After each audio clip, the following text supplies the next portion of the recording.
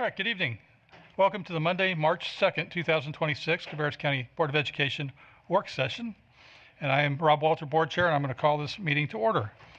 Do some introductions to my colleagues on the dais here. On to my left, we have our Teacher of the Year and Teacher Liaison, Madison Little. Welcome.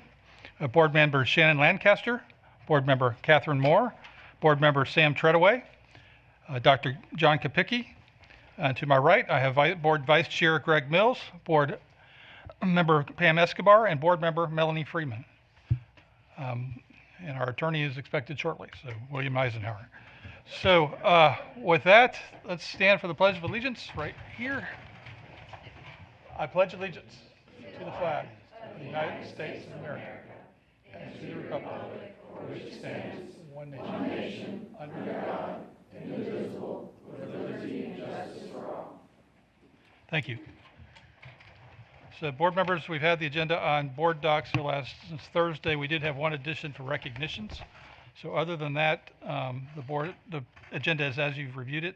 I need a motion and a second to approve. Thank you. Thank you, Melanie. Thank you, Sam. We have a motion and a second. All in favor of adopting our agenda for the night, please say aye. Aye. Anybody opposed? Okay, our agenda, we have our agenda set, and we'll move right on to those recognitions.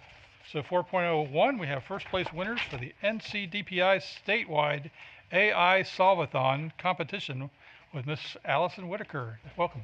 Good evening.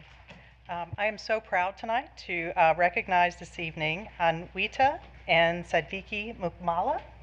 They are students from Cox Mill High School, and they are Team Future Minds. They are part of Spark NC's High Tech Learning Accelerator course completers and Spark NC intern and ambassadors with our Spark Lab lead, Ms. Nina Darnell. They developed an AI-based app to address the challenges faced by those most in need of accessing food, shelter, healthcare, and other essential resources, aiming to bridge the gap between need and support. From October to December, the team took the app from concept to prototype and prepared their pitch, ultimately making first to the top 10 in the state during the regional pitch in December and earning an invitation to Greensboro in February. Between that time, they refined the app based on judges' feedback and established testing protocols for school personnel and community members using this input to enhance both the app and the pitch. And so their efforts culminated in the statewide pitch event for NCDPI's first AI Solvathon competition, where Team Future Minds won first prize, with each member receiving $500 Amazon gift card, as well as being interviewed by a local news station during the student showcase. We want to say congratulations to them.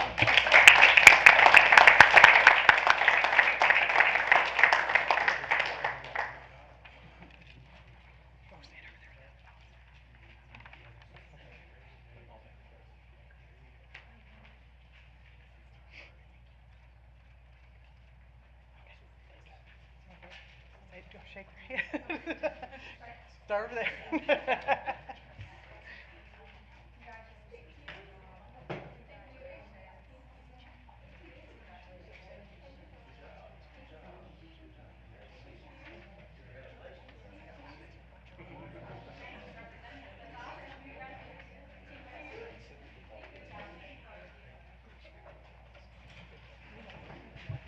Well, I'm glad we could fit that wonderful recognition in. Well done by those students and that team.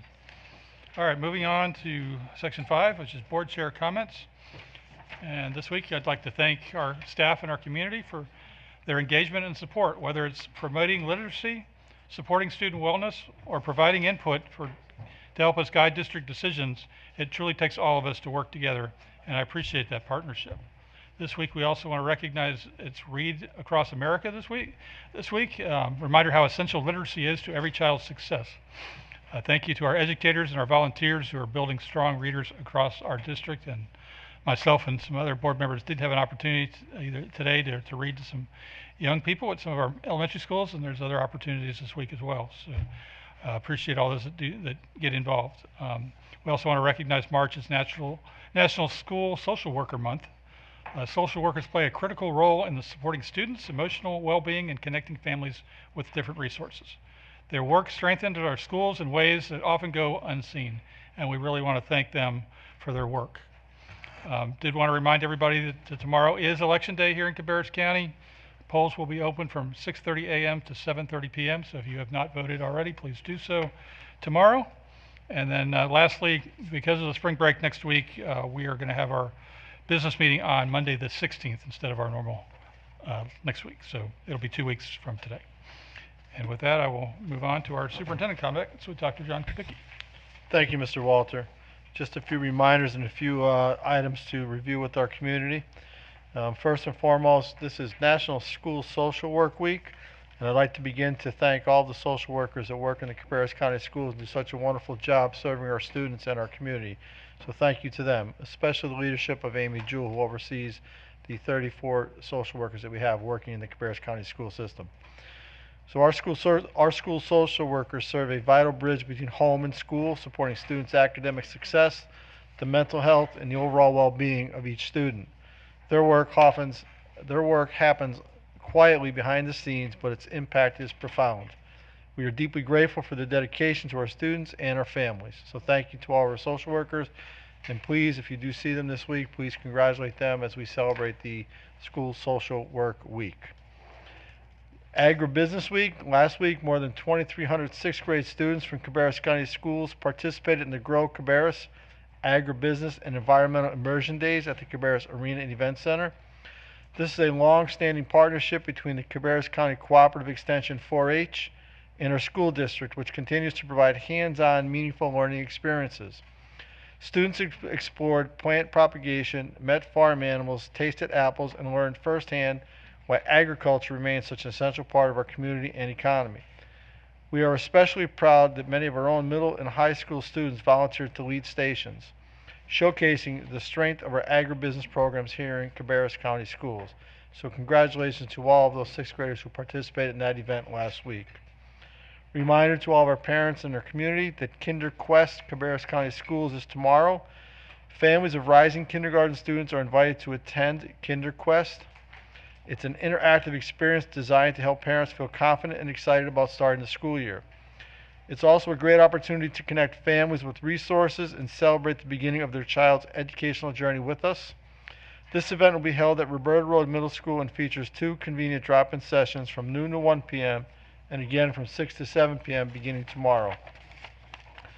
Reminder, our Panorama Survey will be administered from March 23rd through April 10th. This survey provides valuable insight into our students and helps us support their social and emotional well-being in meaningful ways. Please check with your school for site-specific dates and survey information. Then finally, as Mr. Walter noted, just a reminder, as we move to March, remember that tomorrow is a teacher work day with no school for students on the traditional calendar, and March 6th marks the end of the third quarter and will be an early dismissal day for traditional calendar students. Spring break for all Cabarrus County schools will take place from March 9th through March 13th. Thank you, Dr. Kopicki. Before I move on to the report section, I did want to recognize Deputy Tom Norman for being here tonight. He's an SRO at Hickory Ridge Elementary School, and he's providing our security, so thank you. So we'll move on to 6.01, which is our first report of the evening. This is about the science of reading implementation and literacy progress, and we have Ms. Sarah Reeves and Tracy Hayes to the podium. Thank you and welcome. Good evening. Good evening, Mr. Chair, Mr. Vice Chair, Superintendent, Dr. Kopicki, and board members. Ms. Hayes and I are here tonight to provide you with updates around the science of reading implementation progress in Cabarrus County Schools and some of the changes that have happened over the last 5 years and where we are today. So as we begin our presentation today, I think it's important to point out that all of our work is driven by national level research around the science of reading. However, this research is not new. In fact, it was commissioned by the National Reading Panel and was first released to the public in 2000. However, we didn't see a whole lot of traction in the area around responding to the research until really 2019 in the state of North Carolina, where we started to see a lot of policy practices changing, specifically in the areas of professional development, funding, and then, of course, legislation, which we were going to speak to. The important thing to note about this research specifically is it names 3 critical, important, explicit, systematic, and sequential elements to teaching students the 5 components of reading. Additionally, the science of reading is not a philosophy or political agenda, a one-size-fits-all approach, or a curriculum, or a specific component of instruction. So this is oftentimes a lot of the work that we do is spent helping people understand what the research is and what it is not. So reading is complex, and you likely have seen this visual that we have on the screen here, which is Scarborough's reading rope, is a visual model to really show us how the strands of language comprehension as well as word recognition come together to really teach students to be skillful readers. So this is just a visual model that shows the cognitive skills required of students to become skillful readers. So some of the things that we've done starting in 2019 in Cabarrus County to help support our teachers to best support students with the science of reading is we started in 2019 to really shift our practices internally. So some of that included really leaning into the work of national reading experts and collaborating with them, making sure our curricular resources were best aligned with science of reading approaches, abandoning strategies that were not, which was also some of the learning that had to take place and what we did to really support our teachers. We also have NCDPI's literacy instructional standards that really guide a lot of this work. Mentioned to you before that we provide input each year to the literacy instructional. We have to submit a literacy instructional plan each year to the state that gives us feedback, and we take that feedback and align our work and practices with the science of reading to support our teachers and students. So some of the things that we did really to build our teacher and leader expertise is we developed and mapped out professional development plans. So that included really making sure our teachers were equipped with these new strategies to support the teaching of reading. We also knew it was important to support our leaders that support those teachers in that work. So we also built in and continue to build in support and training for leaders that support teachers. We've had a heavy focus on small group instruction to really better meet the needs of students in this work. And also we have district-wide data digs, as you're aware, specifically those that align to our Amplify and Dibbles data to support our teachers and leaders at really unpacking those assessment tools and determining what's best for kids. So additionally, we have aligned a lot of our curricular resources with this work, and so that did include rewriting some of our read alouds that we had provisioned to schools in the past. We also purchased phonemic awareness and phonics programs. You've heard of Hegarty and Letterland. We purchased those to support the science of reading. We also have an early literacy specialist that works alongside our literacy specialists in Cabarrus County. The early literacy specialist is funded through the Office of Early Learning and supports our schools and as well as our department at really aligning what we do to the science of reading. We have built out curricular guides. Thanks to our generous board, we have also purchased arts and letters for 2nd through 8th grade teachers that really align with the science of reading. And then what we'll later talk about with the new standards that are coming in future years. So we've partnered with those vendors to really support our teachers because that is what will help us build that cohesive district-wide literacy initiative. So part of the work that teachers are required to do that came in 2019 as a result of State Bill 387 is teachers pre-K through 5 are required to go through letters training. That's language essentials for teachers of reading and spelling. It's about 80 hours of coursework over the course of 2 years. And so teachers spend asynchronous time completing that coursework. They also have synchronous sessions for each of the units. There are 8 units in total, and we continue to support that work. Some of the ways that we do that is we have letters liaisons at each school that support the teachers that are currently going through letters training. That provides them with resources, sometimes time, just making sure they have the subcodes needed when it's time to attend training. We also continue to purchase digital licenses for our teachers to have this letters training as well as the hard manuals for the synchronous training that they undergo through this. We also have built out letters library in a Canvas course that if a teacher has questions about letters in general, they have a direct resource to go to. So these, what you see on the screen, we have thankfully been able to do this work since 2021, and most of our teachers in the district are trained in letters pre-K through 5. We currently had 113 teachers completed in the fall. We start our new cohort, so our beginning teachers, we give a little grace and we don't start them until January to let them get their feet wet. So we have 80 teachers that have just started this work in January, and we support them through this 2-year process. We also believe it's important to ensure that our leaders that support the teachers daily have this understanding. So they are allowed to do letters training, but we also have a course called Literacy for Leaders that gives an overview of what they need to know to better support their teachers and students with literacy. And you can see the 3 sessions that are included in this work that we offer each year to new leaders. We currently have all of our elementary principals and assistant principals that have gone through Literacy for Leaders. So oftentimes we get the question, how do we know it's working, right? So when we're looking over a 4-year time progression, specifically thinking about the 2021 year coming off of COVID, where we're actually responding to the Senate bill, going through letters training, obviously you naturally don't see academic achievement or progress happening overnight. However, what we do like to see is longitudinally, what are we seeing? And so you probably have seen state press releases from the North Carolina Department of Public Instruction, but I think it's important to also know what is happening in Cabarrus County schools. And very candidly, we are outperforming the nation in a nationally normed DIBELS assessment, but also we are seeing much higher gains than even what the state is seeing in response to our kindergarten through 3rd grade DIBELS data. So for those folks that might not be aware, DIBELS is the dynamic indicators of basic early literacy skills, but really this really is a one-on-one teacher assessment that is administered with a student in grades kindergarten through 3rd grade, and it gives teachers a really great snapshot into where students are performing in those foundational skills to be able to hone in on specific areas that a student may need additional support in to be able to ensure that they become proficient readers. So depending on the grade level and the time of year, students will go through a subset of assessments that really help hone in specifically on whatever those sub-skills are that students need as a risk indicator to ensure that students are more likely to be proficient readers down the line.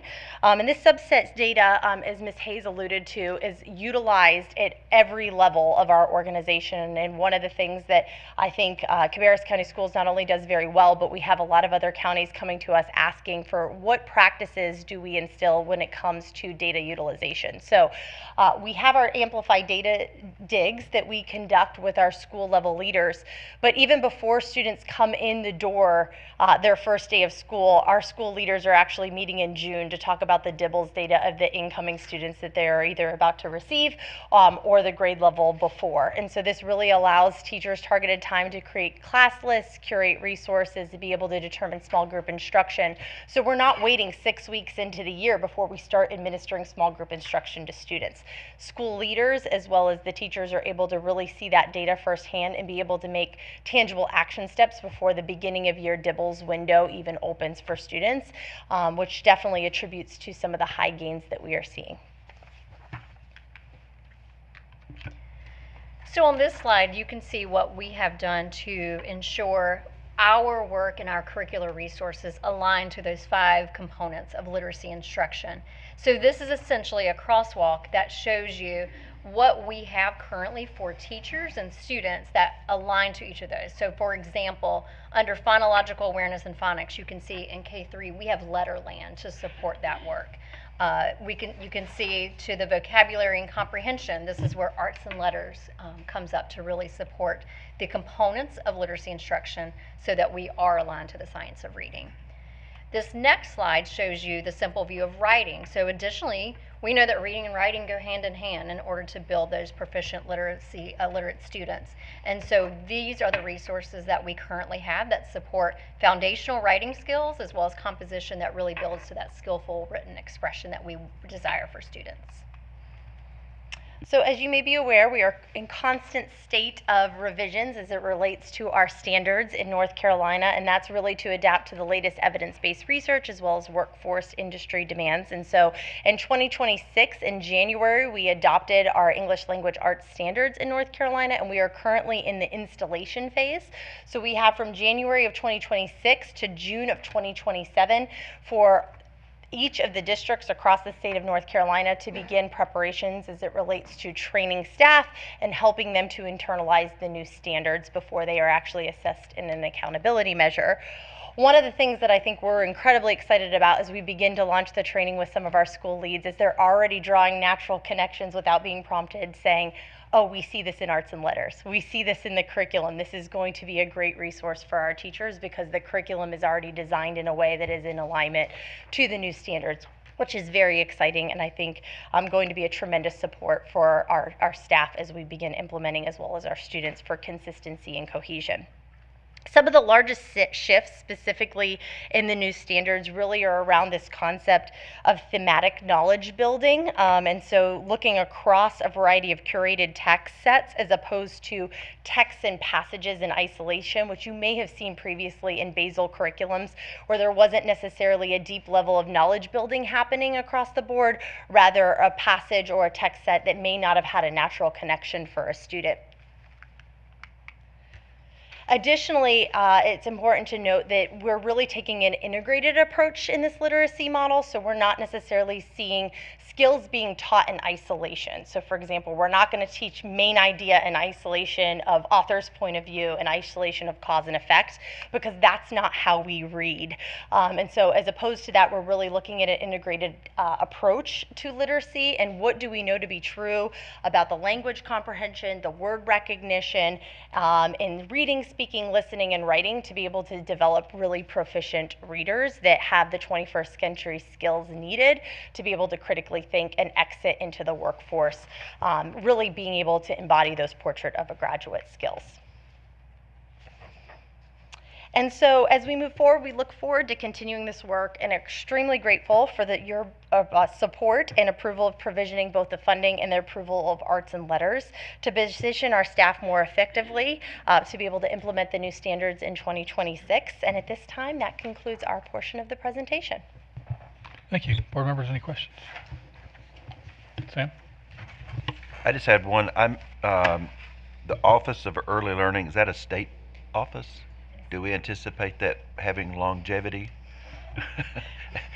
We sure hope so, because they have been a tremendous support Okay. to our work in the district. That's new to not me. only with literacy, but also play-based. Oh, okay, okay. Thank you. Correct. I'm curious, all of our beginning teachers are getting letters training. Are we finding that they're coming out of the colleges of education now well versed in the science of reading and understanding that what we're trying to do here in the county, or and really statewide already? That's a great question.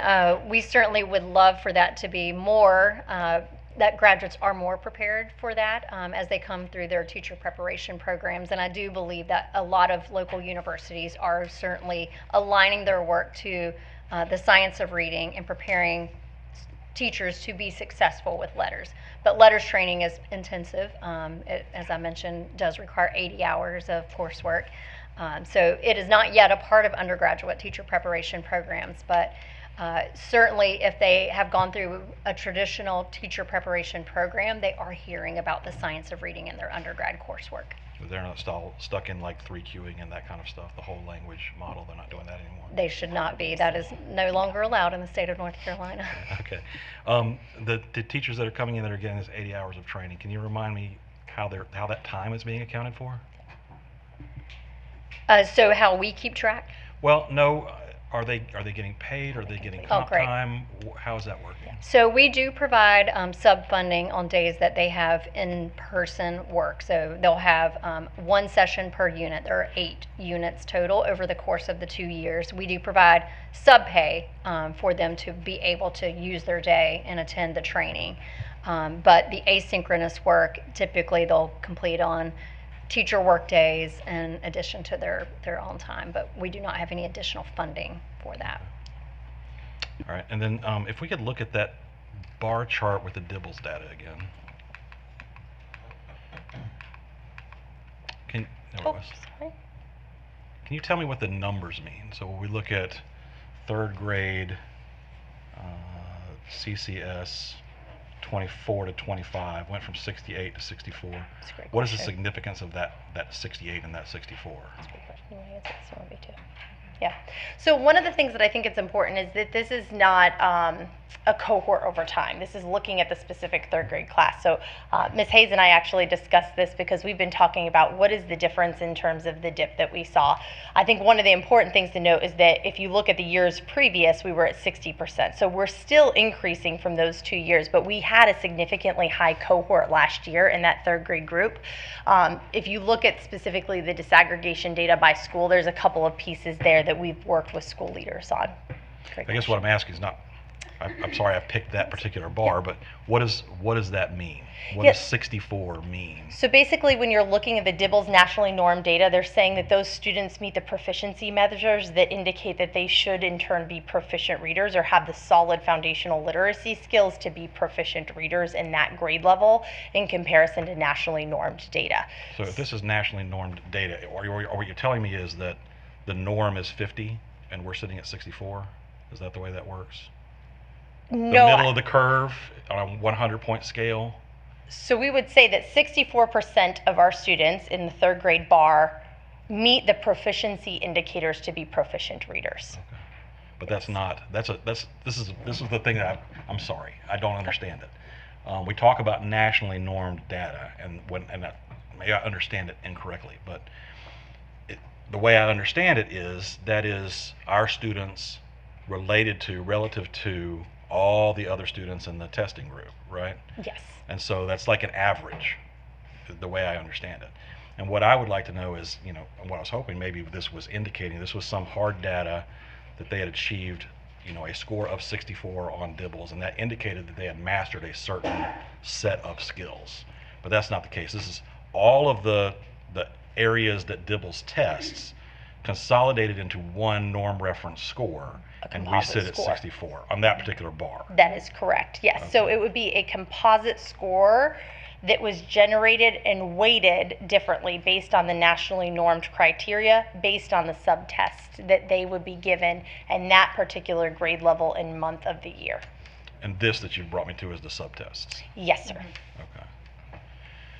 So on these individual subtests, like I'm sorry, I don't know these acronyms. Nonsense word fluency, Yep. correct letter standards. Do we have a hard number for that particular metric? In terms of what would constitute a student being on grade level? Yeah. Yes. And is grade level just the point where every other student in that grade is at, or is it a skill that has been, is it a set of skills that have been mastered? Do you understand what I'm saying? So this is what gets, and maybe it's just me, this is what's confusing about the word proficiency. Because to me, proficiency implies that you're proficient at a task. Whereas when we refer to proficiency, the way I understand it, we're saying if you're proficient, you're at the average for your age group or for your grade. And so what I want to know is, have they mastered the skills that they need to be at? Not where are they relative to the rest of their class, but do they know how to read? Or are they in the place where we expect them to be progressing towards knowing how to read? And how do we know that? So Greg, Dr. Kapicki wants to answer that. All right. Go ahead. Well, I would say the nationally normed criteria is developed for the state of North Carolina. However, when we are looking specifically at this specific data, in the instance of third grade, what the state of North Carolina is saying is that 60% of students, not on a bell curve, but meet the eligibility criteria that they should have the solid foundational skills to be proficient readers. The same is true for 64% of our current third graders, based on the subtests, meet the criteria to be proficient readers. Okay. I don't want to take up a ton of time because we've got a lot on the agenda tonight, but what does that criteria map to? In terms of how they set the bar for the criteria? Sure. I mean, I guess with Dibbles, we're not talking about our state standard course of study because that's a national test. So what are these individual criteria mapping to? What do they tell us? So that's where it's aligned on this next slide to those basic literacy skills. So for that third grade bar, the mid-year to end of year, that very last row, you can see what it measures is comprehension, because they have to do a what's called a maze test and vocabulary. So that is weighted differently per grade and per subtest. So each grade has a different variety of subtests that are weighted differently, and that shows whether or not they are on point to become a proficient reader based off those basic early literacy skills, not reading proficiency in general like we think of end of grade test. So if we looked at the maze score, we could say this kid is on track for this particular metric for that grade level, not relative to other students on the grade level. That's right, but correct. In terms of what they need to know. We receive individual reports that go home with the student that tell the parent, this is where your child is with these individual subtests. Okay. I appreciate your patience with that. Thank you. Melanie? So back to that graph again.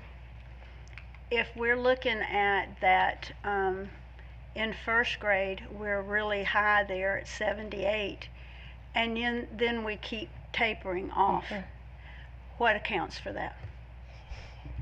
So going back to these skills, the subtests become harder. So if you look at kindergarten, they're being measured on blending sounds and decoding words at the end of the year. But we move to second grade, they're measured on fluency and accuracy. So it is a much harder basic early literacy assessment for the student. So if, back to the graph again, I should just keep mine up here.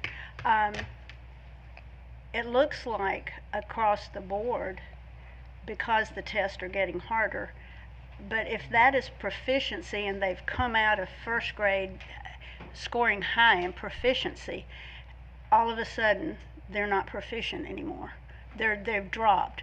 And that's what I'm wondering. I understand the test is harder, but if we're nationally normed, it just seems like there are other people who are not making that drop. If we're rated according to them, is that correct? Well, I would say we compare ourselves both to the state, but very common. I mean, if you look at the Dibbles research, there is typically a drop-off where we see first grade starts to have a good decline because we're moving the finish line for students. So where the finish line was in one place for a kindergarten student, it is in a very different place because we're asking them to do a different subtest category in which they may not either be ready for or additional supports need to be provided for that student. So across the board, you see that we took a dip, but I would say if you look at the kindergarten to first grade cohort, we were able to maintain a 78% proficiency. And then in the state, you also do see a dip from kindergarten to first grade and then so forth. So, Oops. okay. So this is, I guess what I would say is it's a state problem. A state problem is what you're saying, because everybody is dipping there. So it makes me wonder if there's some kind of preparedness that we're not doing for these harder tests, is what I'm asking. It's a hard question to answer. I think what the point we wanted to illustrate is this, in this particular slide, is how we are as a district outperforming the state, and we continue to see gains across the years with the additional science of reading practices that we are teaching our teachers to use, where we really take that letters training, build that theory into practice. So we are seeing gains in student performance as it relates to the Dibbles measures, and we continue to outperform the state. But ultimately, they're just different subtests. So if we were measuring different things each year, it's hard to measure from one year to another. But we do look at the students holistically to determine what do they need right now so that we can intervene and give them that additional support. Do you anticipate the writing part of this increasing this proficiency as we're pushing more writing to be in this as opposed to being on the computer so much? Are we moving in that direction? We don't have a crystal ball. However, I will tell you that the practices that we are implementing, the curriculum adoption, are in direct response to evidence-based practices. So our goal is when we're provisioning high-quality curriculum that's aligned to evidence-based practices, we would expect to see that in student outcomes. Obviously, that would not be reflected here. We're also taking into consideration the needs, the curriculum adjustments in kindergarten and first grade as well to align to the science of reading and evidence-based research.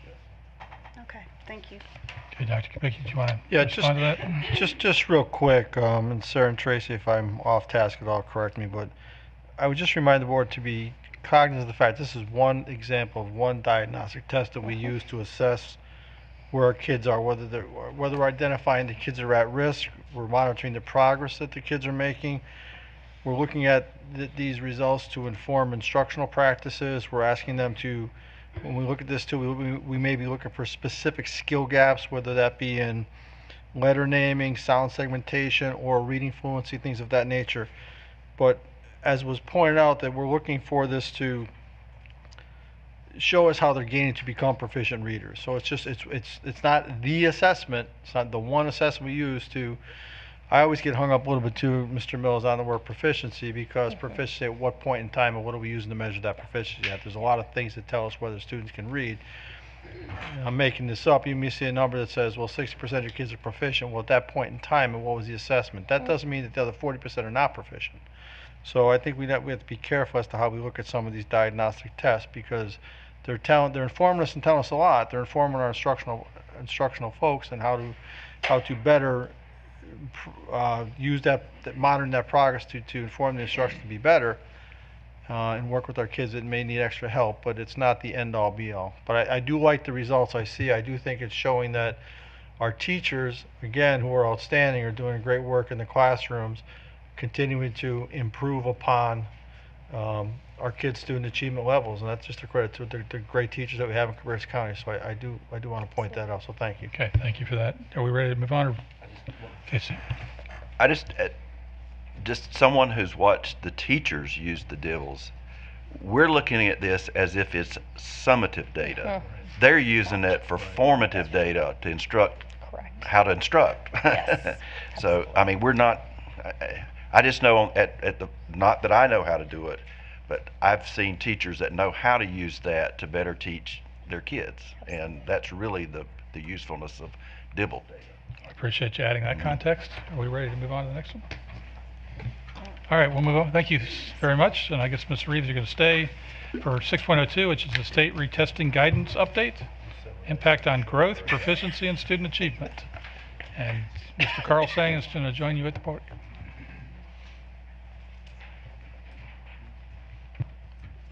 Thank you so much for having us today. The purpose of today's presentation is really just to provide a brief update and report capturing accountability measures as it relates to flexibilities with retest, as well as a summarization of first semester continuous improvement efforts in the area of retesting with high school in the first semester. So as a recap, just to make sure that we're all familiar with retesting, North Carolina, for our EOGs and EOCs, allow retests to students who do not demonstrate proficiency on the initial exam, and they're provided an opportunity to retake the exam. Only students who score below level 3, which means not proficient on an EOG or EOC, is eligible to participate in the retest. You may recall last May that DPI changed their policies around this. Historically, we had only been allowed to retest during the summer months.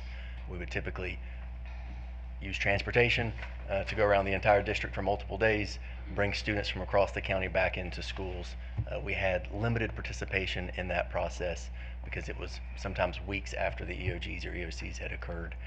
Last May, NCDPI changed this policy and allowed us to begin retesting during the school year. So in the month of May last year, we came to you with a proposal to change our retesting calendar so that we could retest at the end of school last year. Some further guidance and information around this: students, again, can only retest if they are not proficient on the EOG or EOC. They are only allowed to retest one time. Participation is voluntary, and we must procure parent permission in order to retest. We are also, as I referenced, we're given the option of retesting during the school year or retesting after the school year. We choose and have informed the state of North Carolina that we would retest during the school year. partly for fiscal responsibility, and then also it's just an immediate retest. Students are going to perform better on the test if it's a day or 2 days after the test than they would if it was 3 and 4 weeks later after the test. I should mention that we just finished our retesting. In January, we finished retesting for the fall semester. So those results are embargoed as far as the actual proficiency number, so I can't share too many specifics about what our proficiency ended up. What I can share is that about 35% of students that retested were proficient. I can also share that this improved our overall proficiency by about 2.5 percentage points. But what actually happened is that number was not consistent classroom to classroom for a couple of factors. One factor is we have had a heavy emphasis on Math 1, for instance, in school this year, so those students were heavily retested. They were largely asked to retest earlier in the calendar. So those students got to retest more, so that resulted in a higher proficiency than some of the other tests. Our lowest proficiency increase was in English 2. Those students had about a month to wait. They tested before the winter break, and then they had to wait for those results to come back in. And then after those results came back in, it was about a 4-week wait for them to be able to retest. So the results were not consistent from test to test. They were also not really consistent from school to school. So we have, if you were on a block schedule, we have a 5-day testing window. So the way the language works from DPI is all tests must occur for a year-long class within a 10-day window, in a semester-long class within a 5-day window, the last 5 days of the semester. So that meant that our traditional high schools on a block calendar had 5 half days to retest. Our early colleges, the way transportation works, had 5 full days to retest. So our early colleges had about 89% of their students retest. Our traditional schools had about 35% of students retest. So having the additional time allowed those schools just to have larger retesting participation. So as we move forward, one of the things that's really important, and we talk about this consistently with school improvement planning, but it's also around district improvement planning, and where can we be the best in the nation? We've got to consistently think about how we can improve our efforts. And so after we reviewed the first semester retest participation rates, it was really important to us to get stakeholder feedback, specifically in speaking to testing coordinators as well as school administrators and staff, speaking specifically about within our internal goals, where did we meet them, where did we not, and what were the barriers that were in place, specifically because there were 800 students that we very much felt were eligible for retest, that given the limited flexibility in the end of grade schedule or end of course schedule, were not able to retest. And so as a result of that, when we were speaking to stakeholders, they shared a lot of feedback around the limited flexibilities that the early release days offered. Additionally, we took it larger scale and had conversations around districts across the state of North Carolina. What were those districts doing in relation to early release during end of course exams? And many districts across the state of North Carolina have moved away from early release days for high school students, and typically offering it only for the last day of the specific semester. Additionally, we looked specifically at within the 800 students, what were the biggest barriers.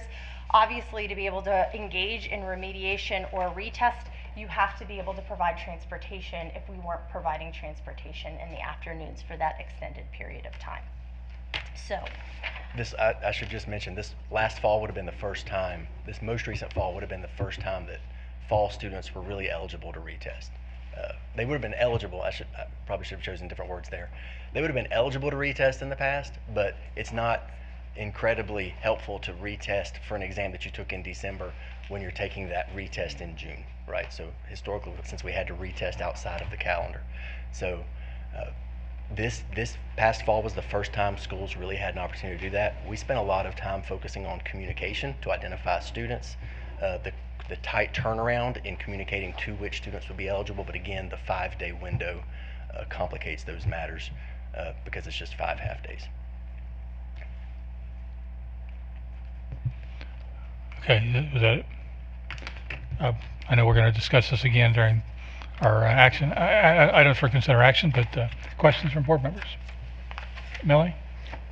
Can we have that data that you just spoke about, the 35% and all of that? Can we have something like that to look at, please? Yes, I can give you a summary of increase or changes in proficiency. What I cannot provide you is what the actual proficiency numbers are.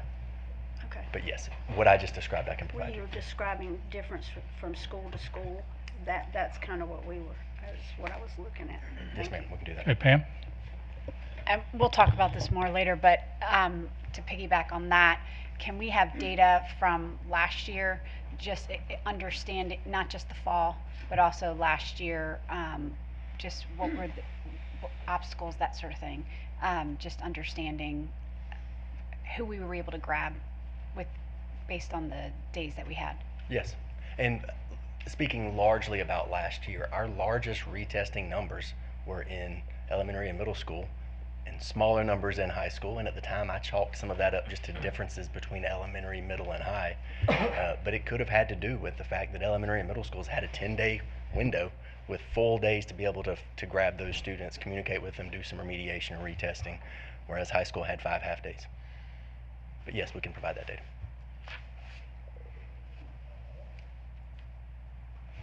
Shannon? So how many students typically need to be retested? You So- said 800, is that a typical number? Any student that is non-proficient is eligible for a retest. In a typical grade level, we have about 2,500 students in a typical grade level. We're hovering around 60% of students are proficient, so that means that about 1,000 students in each grade level are non-proficient. In the fall, I don't know that I have the numbers right in front of me. I think Dr. LeGrand is 868. Dr. Kubicki? 562, Yes, right. 1,371. Yeah, we retested 532 of 1,300. Okay, can you come to the podium so the audience can hear you? Thank you. We retested in total for high school 532 students of 1,371, leaving over 800 students that did not retest. That we feel like we would be able to have more students retesting and supporting those students with this change. Okay, thank you. Anybody else? I've got Greg. one more, Greg. Me, Rob. Oops. So for people that aren't familiar with the high school, how the EOCs work, if students do not pass the EOC, they don't get credit for the course, is that correct? That is not correct, but that is a great question. So for high school, their final exam, or if their final exam is a state test, which is an EOC, and all final exams count 25% of their test grade. The state says it has to be at least a minimum of 20%, and we have always held to 25% for high school exams, which that change happened roughly around 2014, and we've always kept to that, and it's a good practice. But if the score was not good, it could potentially make a student fail a course. It could make them, absolutely, yeah. If they, 25% of a grade. it could make them ineligible for credit recovery. It could make them fail the course and have to take it all over again. Just depends on where their final grade is calculated, because typically it's quarter 1, quarter 2, and then their final exam grade. So, 37.5% of each quarter added, and 25% of the final exam grade. And which score do you take? The retest score or the better of the two? We would take the better of the two. Yes. Thank you. You're welcome. Okay, Greg. Just a quick question to clarify my own understanding. You said that everybody that's not proficient is eligible to retest. My understanding was that we only retested students who were close enough to being proficient that they could make that leap. We weren't retesting everybody who was not proficient. So there was a practice historically where we did actually identify specific students to retest, and that was really under the provision when we were limited on resources and we were doing it in the summer months where we were providing transportation and staffing. What we learned through that process through continuous improvement is that is not always a good practice, because oftentimes a student may have a really low proficiency rate that day, but it was just because they had a bad test day. So all of the data that we have right now currently supports that even providing students that secondary opportunity, as Mr. Sain shared, almost 35% of those students with just a second chance had the ability to move from non-proficient to proficient, which is why we shifted practices. With the caveat that parents can opt out, right? We are not requiring that these students participate. Thank you. Okay, we covered this one. Be talking about it again soon. All right, thank you very much. And we're going to move on to 6.03, and that's our monthly budget summary with Mr. Phil Penn. I think we have some good news in this one thing. Evening, Mr. Chairman, Dr. Kapicki, board members. Let me kind of give you a quick update on where we stand right now, roughly 2/3 of the way through the fiscal year. My team completed its most recent budget forecast back on February 12th. At that point, the review sort of indicated that even at a worst case scenario, we're on track for a break-even year with the 25-26 budget. So when we project worst case, what that really means is that we assume that the legislature is going to come back and say we're going to have a 3% increase in salaries made retroactive to July 1st, 2025, and that the schools and departments spend 100% of their non-personnel budget lines. Now, I'll tell you, after attending the NCASBO conference in Greensboro about a week and a half ago, 2 weeks ago, the likelihood of the legislature coming back and making a raise seems especially dim at this point. Most of the folks working in the state agencies don't think that's going to happen. I'd also tell you that historically we don't spend 100% of our non-personnel lines. That's not a likely outcome either. As part of the conversation, though, it highlighted sort of what I consider a key flaw of our current ERP system. And you know, I've talked about this ERP system a couple of times this year. When we do modeling in these kind of forecasts, we use something that's called the job report. And what that job report does is it allows us to see all the personnel paid out of a particular program resource code. You've heard me talk about PRCs before. But it only picks up actual staff. And what we realize is that it's not picking up any positions that are budgeted that may be vacant at the time we run the report. And you can imagine an organization our size, we hire on a continuous basis, right? We also lose people on a continuous basis. So the data is only accurate as of the day you run it. And I've worked in systems before where if a position's budgeted but vacant, it shows up as a vacancy and still holds the budget dollars in that budget line. So that's something we're going to realize we're going to have to work around going forward, particularly because of the way that we move people around to maximize the value of all the state funding that we receive. So somebody can be exiting the organization from one PRC and hiring for the same position may go into a different PRC when the person gets hired if they're coming out at a different salary than what the outgoing person looked like. So we acknowledge that as sort of something that we need to kind of keep more attention to. And you know, as we go forward and looking at different ERP systems and things that are down the road, as an example, in a prior district, there was an overlay that we used for budgeting purposes that sat on top of the ERP that we were using that would track that more effectively. Second thing we also learned that was not great news was that when the state approved step movement for certified staff, which we then turned around and mirrored that locally funded certified staff and classified staff, which has been consistent with our past practice, the state didn't actually provide the correct level of funding in the PRCs that are dollar-based allotments. What we learned was that there was about $65 million that should have been needed statewide that allocated down to our level would have translated to about $1.5 million. That funding never came through. It's a function of a technical adjustment of the budget that didn't get backed up by a new state budget being adopted to flow that $65 million through. So as the chairman just alluded to, however, there is better news. We also found out that we expect to receive some additional state allotments through the end of the fiscal year that are going to offset those negatives, including at least partial funding of the state step movement shortfall that they created. In addition, I'm now having direct conversations with the gentleman who is responsible for ensuring that Medicaid reimbursements go out to school districts. So I'm checking in with him every couple of weeks now, trying to make sure that what we receive for our Medicaid revenue, which is budgeted this year at $950,000, should come in higher than what's budgeted by the end of the fiscal year. He has indicated to me what we can potentially reasonably expect to see. He did indicate that they were working with a significant changeover in personnel, with the administration change, and with a few other factors within his organization. But the reality is we're owed over $2.3 million right now, and that number continues to grow each quarter. So we need to keep the pressure on them to make sure that we receive that money by the end of the fiscal year.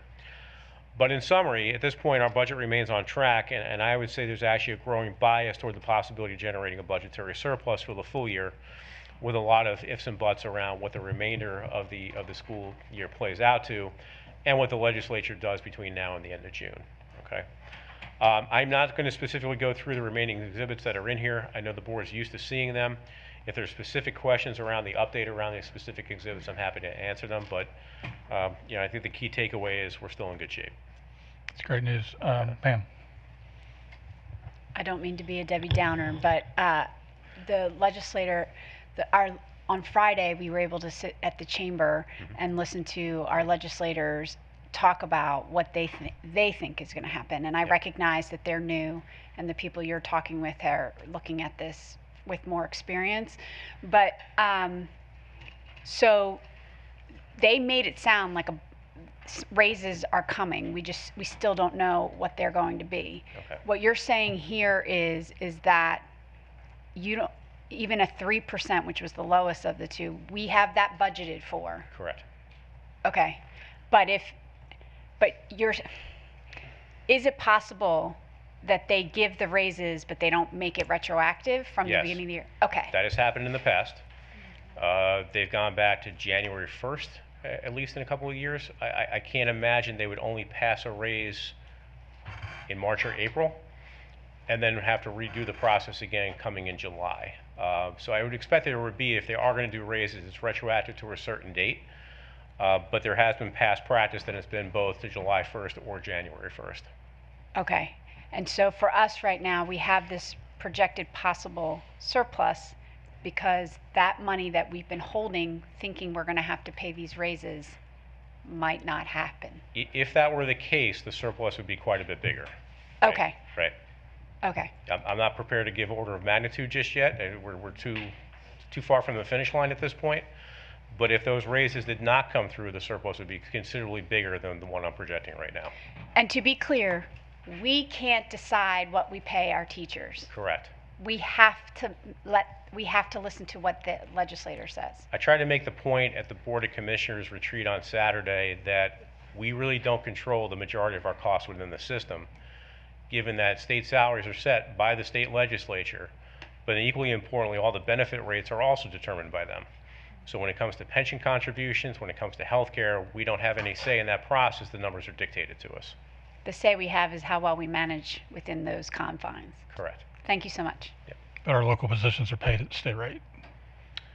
Right. Local positions are paid at the state rate also. And when somebody is paid higher than the state salary for that position, it becomes funded on the local side as well. Yep. Anybody else? All right. Thank you, Mr. Penn. Be back shortly. Thanks. See you in a little bit. Next is 6.04, our Facilities Master Plan Review and Update. We have Dr. Jonathan Bowers coming to the podium. And you're going to introduce who you have with you? Good evening, Mr. Chair, members of the board, and Dr. Kopicki. Joining me here at the podium tonight, these gentlemen represent a couple of partners that we've been working with for the past few months. To my immediate right here is Mr. Matthew Palmer. He's Senior Research Scholar for the Institute for Transportation Research and Education out of NC State. And to my far right is Mr. David Sturtz. He is founder and CEO of Sturtz & Company. Together, what these gentlemen do is they work with school districts across not only the state of North Carolina, but in other varying neighboring states as well, to help them really provide what is going to be a school and community aligned master planning effort moving forward. Specifically, their work deals with addressing capital needs through a strategic and intentional planning effort. So we sought the assistance of these gentlemen as we embarked upon our planning efforts on the facilities and maintenance side, school construction side, and school planning side, as we did our current assessment of our inventory, our assets, and our building capacities and building conditions, but also wrapping that in as we knew the budget cycle happens each and every year to make sure that we are aligned with what not only the needs of our communities might be, but also the needs of our schools. So in partnering with them, they're able to give us a third-party perspective on whether our planning efforts and our identified priorities are truly aligned, and also to give us an overall sense of what are our condition needs assessments at this point, specifically from the facility master planning standpoint and also the efficiency and operations side as well. So what they'll do is they'll present their findings from the analysis that they've been conducting for the last 2 months. And then after their presentation, the next item up that will be on the agenda tonight will be a capital plan presentation that will certainly marry nicely with their findings. So I'm going to turn it over to these gentlemen and let the experts take the lead. Thank you, Dr. Bowers. Mr. Chair, members of the board, Dr. Kapicki, it is good to be with you again.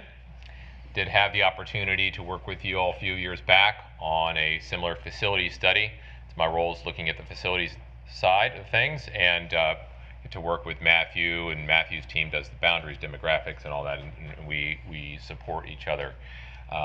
And so we'll be collaborating as we go through the presentation. My job is to give you a state of your schools in terms of condition and capacity and utilization, how that breaks down in sometimes school level data, regional data, district-wide data.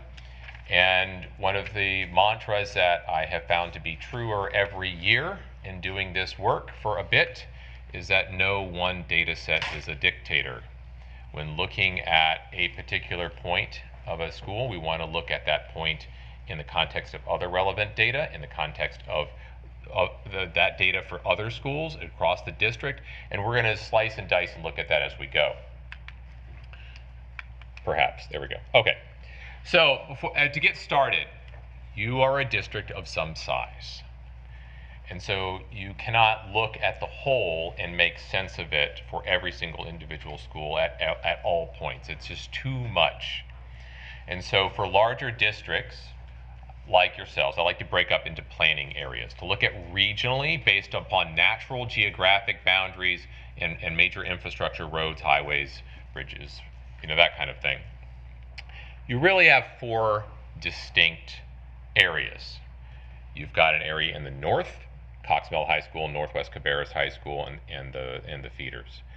You've got an area in the west, which is in the yellow side, just south of that. That's J.M. Robinson, West Cabarrus High School. You've got an area in the south, Hickory Ridge, Central Cabarrus is kind of in, well, central. It's the center of the spoke of your district. And then you've got east, Concord and Mount Pleasant. And there are different dynamics, different growth dynamics, different building dynamics in these areas based upon eras of construction, eras of housing construction and population growth, and the like. And so you will see as we go through here, there are some distinct data patterns when we look at the sum of your data by region. First of all, next slide. What's the bottom right-hand corner of your facility needs? You own and operate about $2.3 billion worth of buildings in today's construction dollars on a per square foot basis. It's a lot. You over $2 billion. Of that, based upon the deficiencies that have been identified in your CIP, tracking that by year identified need and deleting those things that have been taken care of, you have just under $500 million in need through this current school year identified in CIP. That is unresolved condition needs. From a matter of perspective, one of the industry standards around thinking about facility budgeting, capital budgeting for what we call capital renewals, which is when your roof is 25 years old and it's now it has a 25-year life cycle and it's in its 30th year. You are beyond that life cycle. You think about how to plan for that budgetarily. The industry standard rule is at least 2% of your present replacement value you should set aside or budget for to keep up with that asset. The math being over 50 years, you've been able to take care of the major system replacements. And I'll go over sort of how this breaks down over time in a later slide. Well, you are, that number will come up later as we see how your CIP has been tracking your needs. As your CIP is tracking your needs growing at about 37 million a year, and just the raw math would say about 46. And I think that the way that you're doing this, you do have a fairly conservative approach to identifying these needs, and we'll see how that bears out in a minute. Facility condition indices, again, a facility condition index, this is the cost to repair divided by the cost to replace a building. The analogy I use almost all the time is when I had to get rid of my first car, that little Ford Probe hatchback that I liked, when the brakes and calipers cost about as much as the car was worth. And I knew that there were other things wrong with it. That's just what it was identified at the time, right? So an FCI is like-to-like replacement based on how much square footage there is and the type of construction. It is not like to new. An FCI is a type of return on investment calculation to see, does it make sense to continue putting money to do capital renewals, roofs, HVAC, carpets, and the like over time? Or are you at the point of this building where a major renovation or replacement makes more sense? And the basic math works like this. If you get somewhere between two-thirds and three-fourths of the value of most buildings are in all the stuff that you could shake out of it if you turned it upside down and shook really hard. And so if your FCI gets to about two-thirds, is starting to flirt with that number, then it's going to be about as cost effective just to get a bobcat in and blow everything out of that building and redo it from the studs as it would to be a la carte, fix things over time. And so it's a barometer to get an idea about, is it better, more cost effective to continue CIP planning for this building, or do I need to get into master planning, renovate, rebuild, that kind of thing? And that doesn't even consider, is it adequate? Is it big enough? Is it in the right place? That's a totally different consideration. Your current and projected utilization district-wide, you're at 91%, you're going to 96. You know the tune, you've been growing for a bit, and that train keeps coming, but it is not coming in the same way, at the same rate in every region, and that's part of the data. And you have about a little over 10% of your capacity in mobiles. And again, that's not evenly distributed. So Central Cabarrus High School, Northwest Cabarrus High School, and Northwest Cabarrus Middle School have FCIs that are at that 49, 50% or greater. You have 10 schools over 100% utilized today, and you have 6 schools with 20% or more of the capacity in mobiles. Now, how this breaks down by region.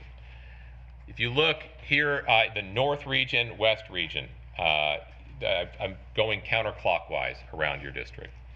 So you look, you have the average year open in 1999 there, and you have FCIs for Northwest Cabarrus High School and Middle School that are at that 49 plus mark. You have a lot of overutilization. It is systemic in this region. This is not new news, right? You go to the West, you do not have, and I apologize, the summary bar is not there on the bottom, but you do not have that same level of utilization pressure. Actually, you're right around in the mid-80s, which is your sweet spot. And my view in doing this work in the mid-80s is really comfortable because you have room for little cohort bumps over time. You're not flirting at 100%. You're not underutilizing your assets. You're in the Goldilocks zone.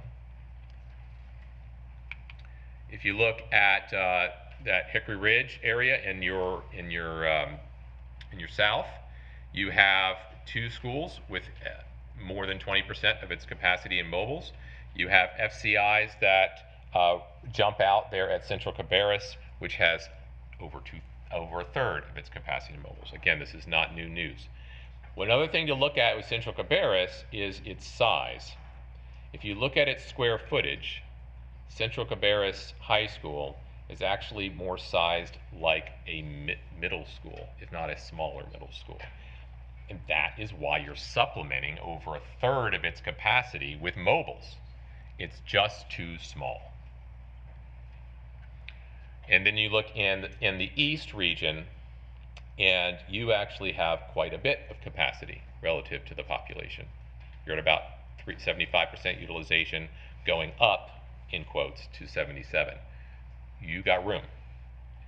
And you have one school with 20% in mobiles, but the rest are in mostly pretty good shape. So the data tells different stories in different regions. Here's another way to look at it. I had a client actually where the teachers union made shirts out of this and asked, which bubble are you? It was like a Mr. Bubbles shirt. So I now call this the Mr. Bubbles chart. Very creative folks. And so here, what this shows is on the x-axis, this is utilization. And for you all, I had to put this up to 150%.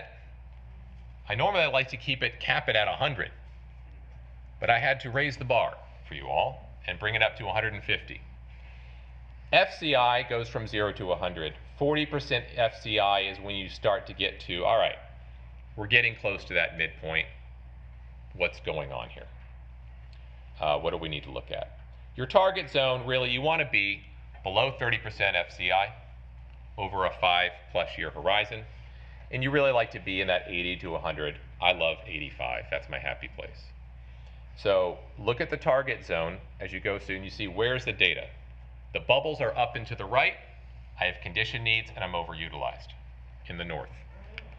You look at the west, I'm close to my target zone in my west. Couple exceptions. I got some imbalances, but by and large, my schools are in the target zone. I go to the south, I'm spread out. Central Cabarrus High School, by the way, the diameter is the size or the replacement value of that school. You can see how much smaller that is from a high school than the others. It's actually kind of like a big elementary school size in a way. So you've got you've got spread out in the south. You got some underutilization, and you've got a little bit on the high side in a couple of places. And then in the east, again, you're a little bit to the left, but more in the target zone. Different ways to display the realities of regional variance in your conditions, in your capacities relative to the population. Okay, switching gears. So that's looking at sort of on balance FCI and utilization and how they line up by school, by region. Now you look at the conditions themselves, breaking it down into the different major systems. Basically, I just wanted you to look at purple. Purple is HVAC. So look at the proportion of the needs by school, by major system, and all the systems are down there color-coded at the bottom. So what this data story tells me, and you'll see at the end, you have 2/3 of your condition needs right now, just HVAC in terms of cost. There's your middle schools. There's your high schools. Dark green is mobile replacement. Again, Central Cabarrus. That's been a story for some time. Okay, capacity. Here is taking the regional view, and these charts show the current year through 2031, using the projected enrollment for all of the schools by elementary, middle, and high, by region. 110% is your threshold for having to really, you need to deal with a capacity issue at a school. And so that bar is red across the top. And again, this shows in a different way some of that variance in growth and where your real pain points are. And it highlights that issue in the north across the board. But you do see that in the west and the south, you also have at least one grade level that's hitting up at that 100% mark too. So here's a summary view. If you look, here's the by region, by configuration, elementary, middle, high, and you have 1K8 there that we have a placeholder for in the east. Current capacity, and then the projected CIP. You've had that CIP presented to you. I took that CIP, I broke down how much capacity is it adding by school, where is that school, in what region, what is that grade configuration, how much is the CIP adding to configuration, what is your projected enrollment to 2031, what is the current utilization by region by grade level, and again, that's based on your permanent capacity, not mobiles, because that's not permanent, shouldn't be.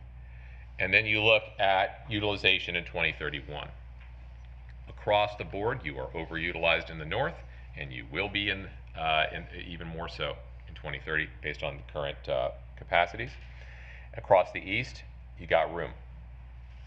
Across the west, your elementary, getting full. And then you got a little balance, and then the south, your high school, full. Okay? A little bit over that 100% mark. So across the board, the CIP adds 5,000 seats, getting you to that 84% across the district. But if you look at how that capacity adds to the region, look at that dotted orange bar there. You add those seats in the north, 842 seats elementary, 460 seats in the middle, 400 seats in the high, you're still overutilized. You're better. You're getting within tolerable range. You're actually better off on the net than you are now, elementary for sure. You're right at capacity. You're about the same at middle. You're starting to grow even more at the high school. It's just the growth that's been there coming for years. It just keeps pushing itself through the system, cohort by cohort. So you're at 112 utilization. You add this capacity, you add 1,700 seats, you end up at 110 because the growth keeps coming. But you're keeping it at bay. The east, not adding capacity. In the west, you add a little bit of high school capacity, elementary capacity throughout, you're good. And in the south, the high school capacity, this is a kicker. You are in an interesting spot in the south in your high school capacity. You are full, getting to be a little bit close to that threshold. You add a comprehensive high school, you have surplus. So you're on a bubble. So talk a little bit about how we plan for that. But that is your sort of CIP situation and the growth by region right now. On the net, you're right at that sweet spot. It's just you have a balancing challenge. So here's the balancing challenge. This map now has taken that utilization by grade, across the region and color coded it for you. You just see it in stark relief. At the north there, you're at 110%. This is with the CIP. At the west, you get to 86. In the south, you're at 67. And in the east, you're at 77. You see this by grade level, the CIP completion across the top grid. You see the school year current, the school year 2030-31, how that works across the division, across the district. Here's what you got. In my opinion, that your CIP is getting you in the direction you need to be. Absolutely, based upon the regional growth. It's about when. When do you execute those projects based on current need, the acuteness of the need? In my opinion, that South High School it's great that you have that land. That was a smart decision. That to some of the needs right now, it's premature to execute that plan, to build that school at this time. For part of it has to do with the needs there. It's sort of an overcorrection at the moment. Part of it has to do with the location of it, and this is something Matthew can talk about from a transportation standpoint in school siting. The location of that school is, you have 80% of the students are more than 10 miles. 10 miles from that site. And then right now, Central Cabarrus, it's like 67%, 2/3 of the kids are within 5 miles. So you've got sort of it's rural central. That's the dynamic here. And it's just the transportation impact of that on top of the capital and the capacity needs. It's a good thing to have on there. The growth is coming. It's just in the 5-year horizon and planning for major needs, I think it's pushed. Did you? I think we should go through the deck, and then if we have questions, we can. Very good. Okay. Here's what I think that the gist is. In terms of planning, master planning, the CIP, given all of the needs and conditions and capacities and rebuilding and all that, is getting you in the right direction through 2031 for the first half of that sequence of projects. At that point, you're going to have some decisions to make. Do you, when you are on balance, have a good balance between capacity and enrollment? Do you address these imbalances by continuing to try to build capacity in the north while possibly consolidating or elsewhere? Or do we look at non-capital solutions or some combination thereof? Non-capital solutions being programmatic, bound magnets, that kind of thing, boundary redistricting. That is not for right now. But as the CIP runs its first course in the next 5 years or so, and you get to this point where this map is getting closer to reality, that's what I think is setting up for you, is a whole scale, particularly at the secondary level, middle school and high school, to look at some programmatic or redistricting options in addition to capital. Okay. Now, the nuts and bolts of the nuts and bolts on your condition side. Here, this is breaking down for you all the CIP needs that you have across the district by major system. There's that $500 million in need, 2/3 of it being in HVAC. And then if you look at the annual need, this is how that need has been identified over time. And you see how that's been growing cumulatively. That's where we get to the 499.4 by the current school year. Going through 2031, you're at 539. So if you look at the projects for renovation or rebuilding, you've got Wolf Meadows, Northwest Cabarrus, Central, Northwest Cabarrus, Arbrow, McAllister. You have about $131 million in deficiencies identified at these buildings, and the CIP calls for these buildings to be renovated or rebuilt. So that takes that off the book. So that's what we call cost avoidance. So that is, part of that $500 million need we can take out if we do those other projects and make that renovation investment. So there you go. So $500 million in need. Take out your 131 in cost avoidance through renovations and rebuilds, leaves you with 369 million, essentially. Unlike capacity and utilization, condition needs are ubiquitous across your district, regardless of region. And you can see that how it breaks down all the condition needs by region, north, south, east, west, as well as your district-wide facilities. You got needs everywhere. Now, when thinking about those needs and looking at the graph I'm going to show you in a little bit about how those needs have been growing over time, this is a chart put together by an architect friend of mine just north of you in Virginia, who shows how a building's FCI grows and changes over time if you follow a capital renewal cycle. Every 20 to 25 years, something major comes due. And so what this shows is that an FCI typically grows from the 20, when a building gets 20, 25 years old, its FCI gets to about 30. Roofs, major mechanicals start, due. And then you've got some of the interiors have been due at least once, if not twice by that point. If you take care of that, knocks down a little bit. But then it keeps growing because other things that have longer life cycles and are more expensive start coming due. And that gets you up to the 50s. And that's if you're actually spending that 2% per year. And then you do a major renovation, modernization at 40 to 50 years of a building. Well, then it knocks it down. Well, then it starts growing up again. So this is just a standard sort of what things look like in a sort of an ideal world. Of course, if you don't keep up with that, it keeps going. But this is why needs, when we look at the needs growth over time, it's not linear.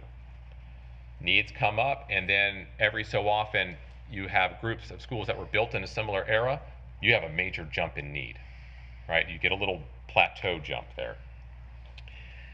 I looked at not only your need year over year from 2017 and taking out those things that have been taken care of, but I also looked at what funding you've received year over that same period of time. So I looked at the school year of identified need with the funding year and how much funds you got for capital renewals and repairs and maintenance, excluding new construction. So this is just capital renewals and maintenance. And the ratio difference is a little more than 3 to 1, which is normal. I haven't yet worked with a district that has all of its needs funded for in the year that the funding comes due, or need arises rather. So this is why we have periodic capital funding initiatives like bonds to come in and you catch up. You just play catch up from time to time. Make sure that you can catch up on the deferred maintenance. Okay, this is that graph taken out. If you look in arrears through the current school year and then take the sort of a normative approach on the funding, if you assume what you have gotten over the last 10 years, averages for what you will have in the outgoing, this shows that gap, that 3.7 to 1 gap spreading out over time from the actuals to the projected. So the piper will be paid, as I like to say in this, in terms of that those building needs will come due. So what are the recommendations?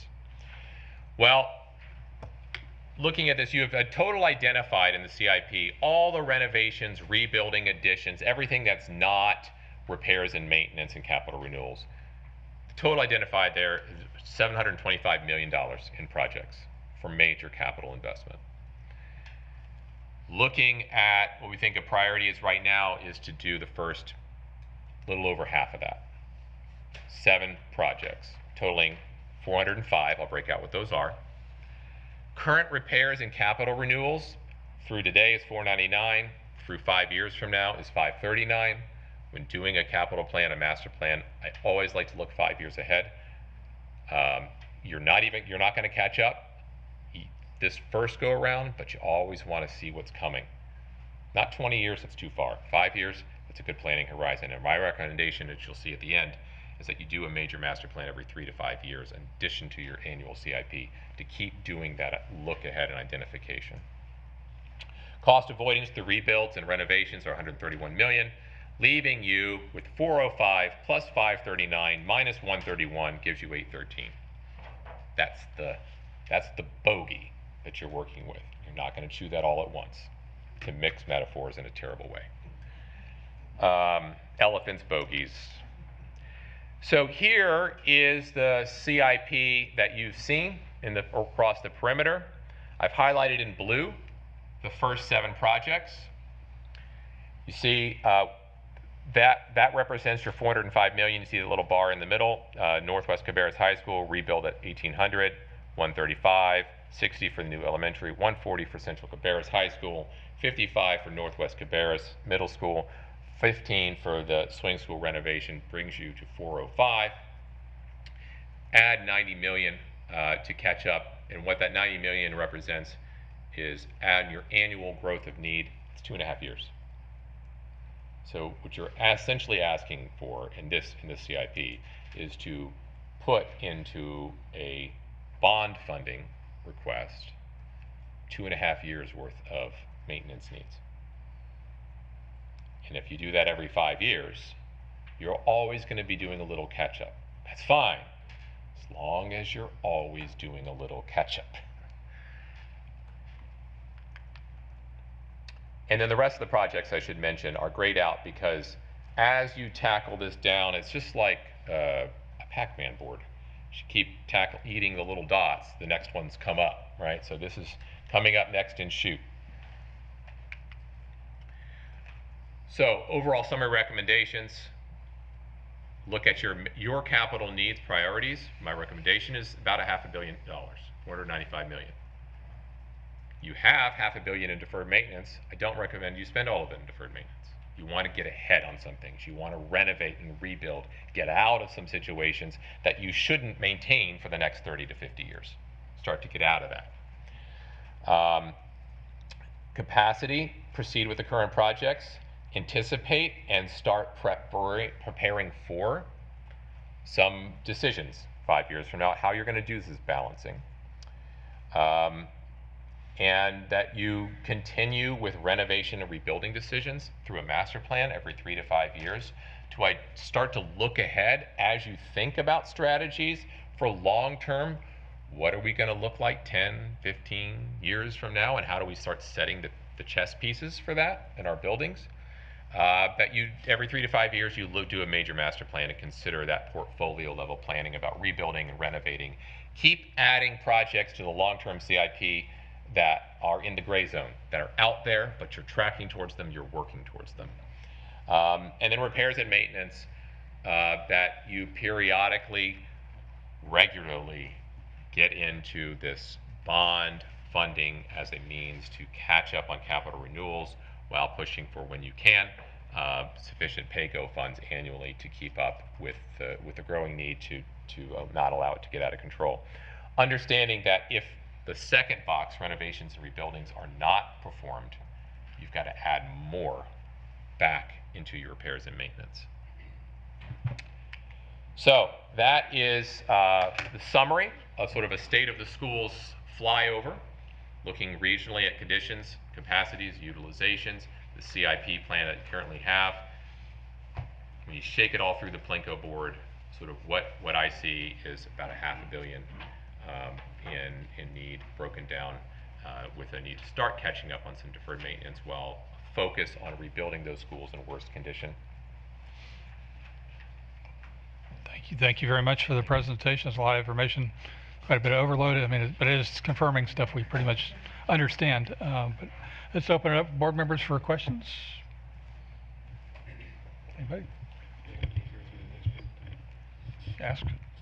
Well, are you going to be here for the next presentation? Yeah, we'll sit tight. Okay, good. Sam? For general consumption, would you recommend that we use a two-colored capital plan? I mean, does that make more sense to the general public from your take on things? It's how I like to look at it, and yet just some way to visually show. There's different ways to do it, right? Many paths, same summit, but some way to show the total CIP as it's been presented is the CIP. What this color coding is showing is what we recommend that you ask for funding for and why. So I think the CIP can stand as it has. This is asking a different question. What do we recommend funding over the next 5 years? And our CIP is more than just 12 items, right? Oh, of course, yes, exactly. So this is just looking at those big buckets of projects in the near term. These are the nearest. Mm-hmm. Okay. Pam. So I just want to say thank you. I appreciate it. It is a lot of data, but I think what's important is that we're not just going on vibes. I think a lot of times, well, I do. I drive around and I feel a certain thing, and I think it's a certain thing, but again, I live in one part of the county versus the rest.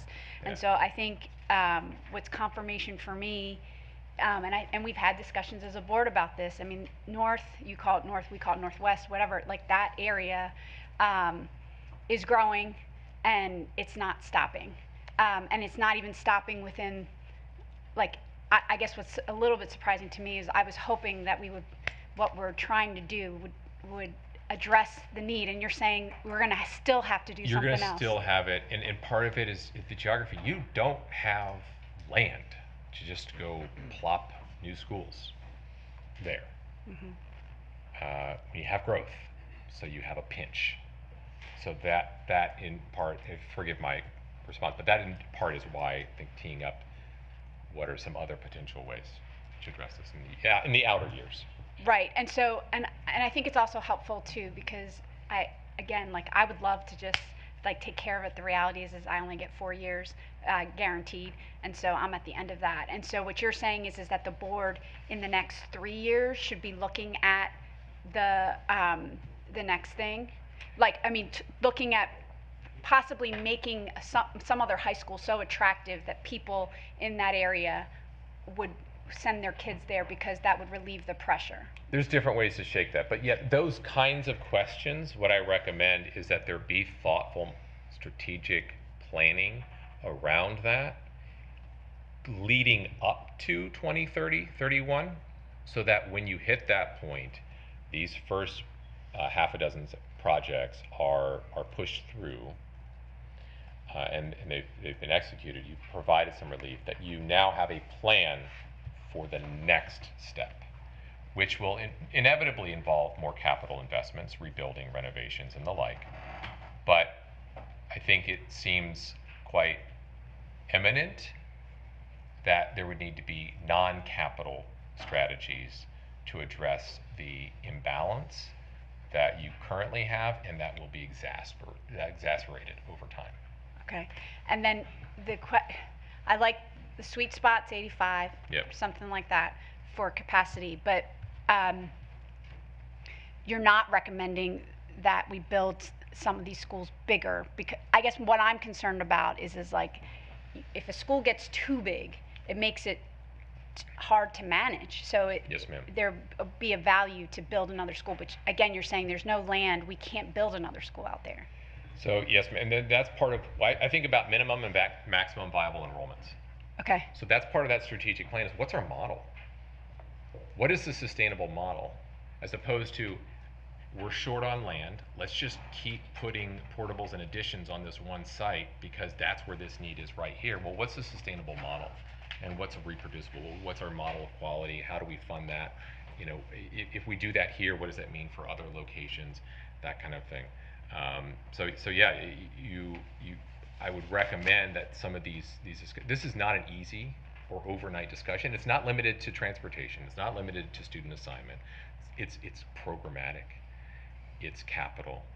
It is transportation. It's all of those things. And so that's the recommendation, is that there's some thoughtful, curated discussions happen around that, so that by the time you get 5 years from now, you have that vision and plan for your next major master plan.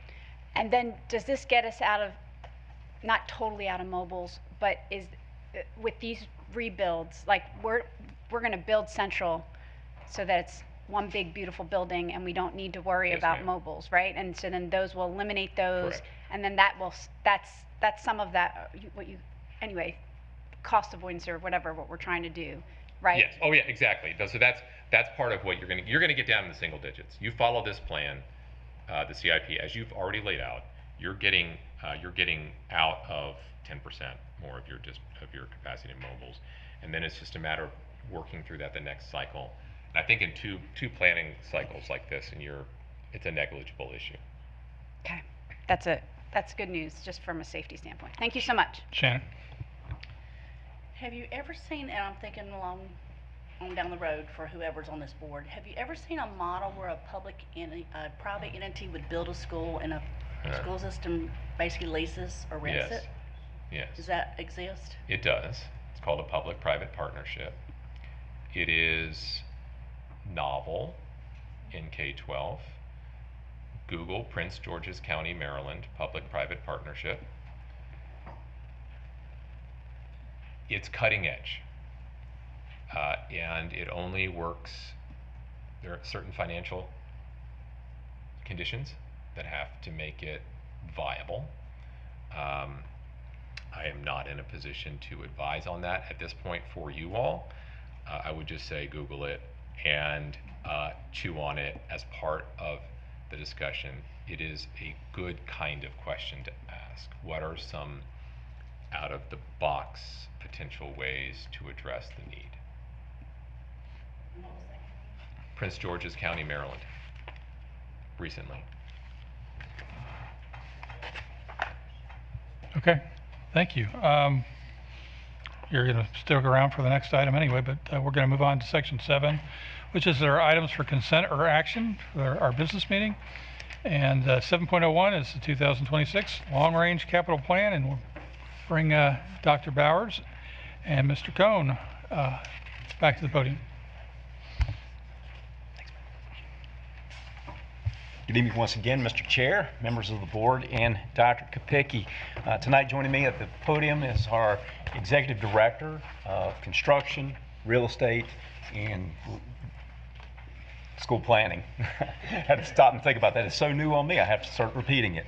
Mr. Brian Cohn, and certainly we're here to share our recommendation for the 2026 Long-Range Capital Plan. If you'll think back in the month of February, we had the opportunity to stand before you and certainly share some of the draft iterations and some of the work that had gone into our capital planning efforts thus far. We had also shared previous drafts and kind of the historicals on what that had looked like from previous years. Appreciate Mr. Sturts and Mr. Palmer for their presentation here tonight. And one of the things we certainly want to be mindful of and intentional with as we went through this exercise is, Ms. Escobar, I'm going to steal something from you over there, is that, you know, it's just not necessarily one of those things where we're just hoping that we get it right or we're trying to feel that we get it right. All right? It's just not feeling that what we do is truly driven with data and it's informed decision making throughout the process. Because we understand the magnitude of this and we understand the implications of it, and certainly we want to make sure that we are good stewards of the taxpayers' dollars and the efforts that we're providing, not only for the patrons of Cabarrus County, but also the students of Cabarrus County, that we're doing it with their interest in mind as well. And what I would hope that you would find is that from Mr. Sturt's analysis and Mr. Palmer's findings, that their review have been very similar in some of the things that we have shared, but it is certainly welcoming and refreshing to have an outside entity be able to find some of the same pinch points, to use a phrase that Mr. Sturts used, but also some of the same challenges we've identified as well, and understanding those needs and knowing that it can't be tackled in one fell swoop. So what is the best way to be able to do this intentionally, strategically, and methodically as we look at the next 5, 10, potentially 15 years down the road with a long-range plan in mind? And certainly that's what this is predicated upon and built upon.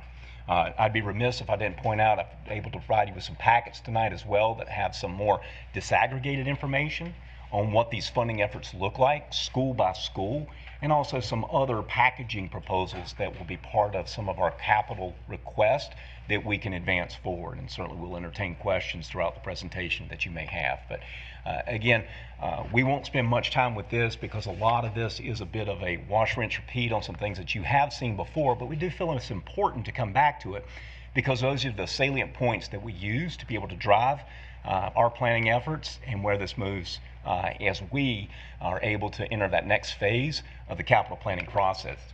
So just a bit of a review, current reality, we talked about growth, we talked about what this looks like as a district, and Mr. Sturts did a great job of talking about we are still facing some of this growth, but now it's starting to shift in more regional and sort of more pocketed approaches throughout the county as well. It's important to see here that you really think about the number of students we've grown, we have welcomed, and certainly we've grown by since 2021, and then what that looks like from a 40-day number as well. Keep in mind that 40-day enrollment is different than our ADM. That ADM is just an average. It does not capture what I like to refer to as the bodies in seats on the day in which that number, the enrollment, is captured. We typically will have more students enrolled throughout the year than our ADM will reflect. And that's important to know because we're still tasked with serving those students, with educating students, with resourcing those students, and provisioning for those students. And our teams do a phenomenal job of doing that with the resources in which have been allocated.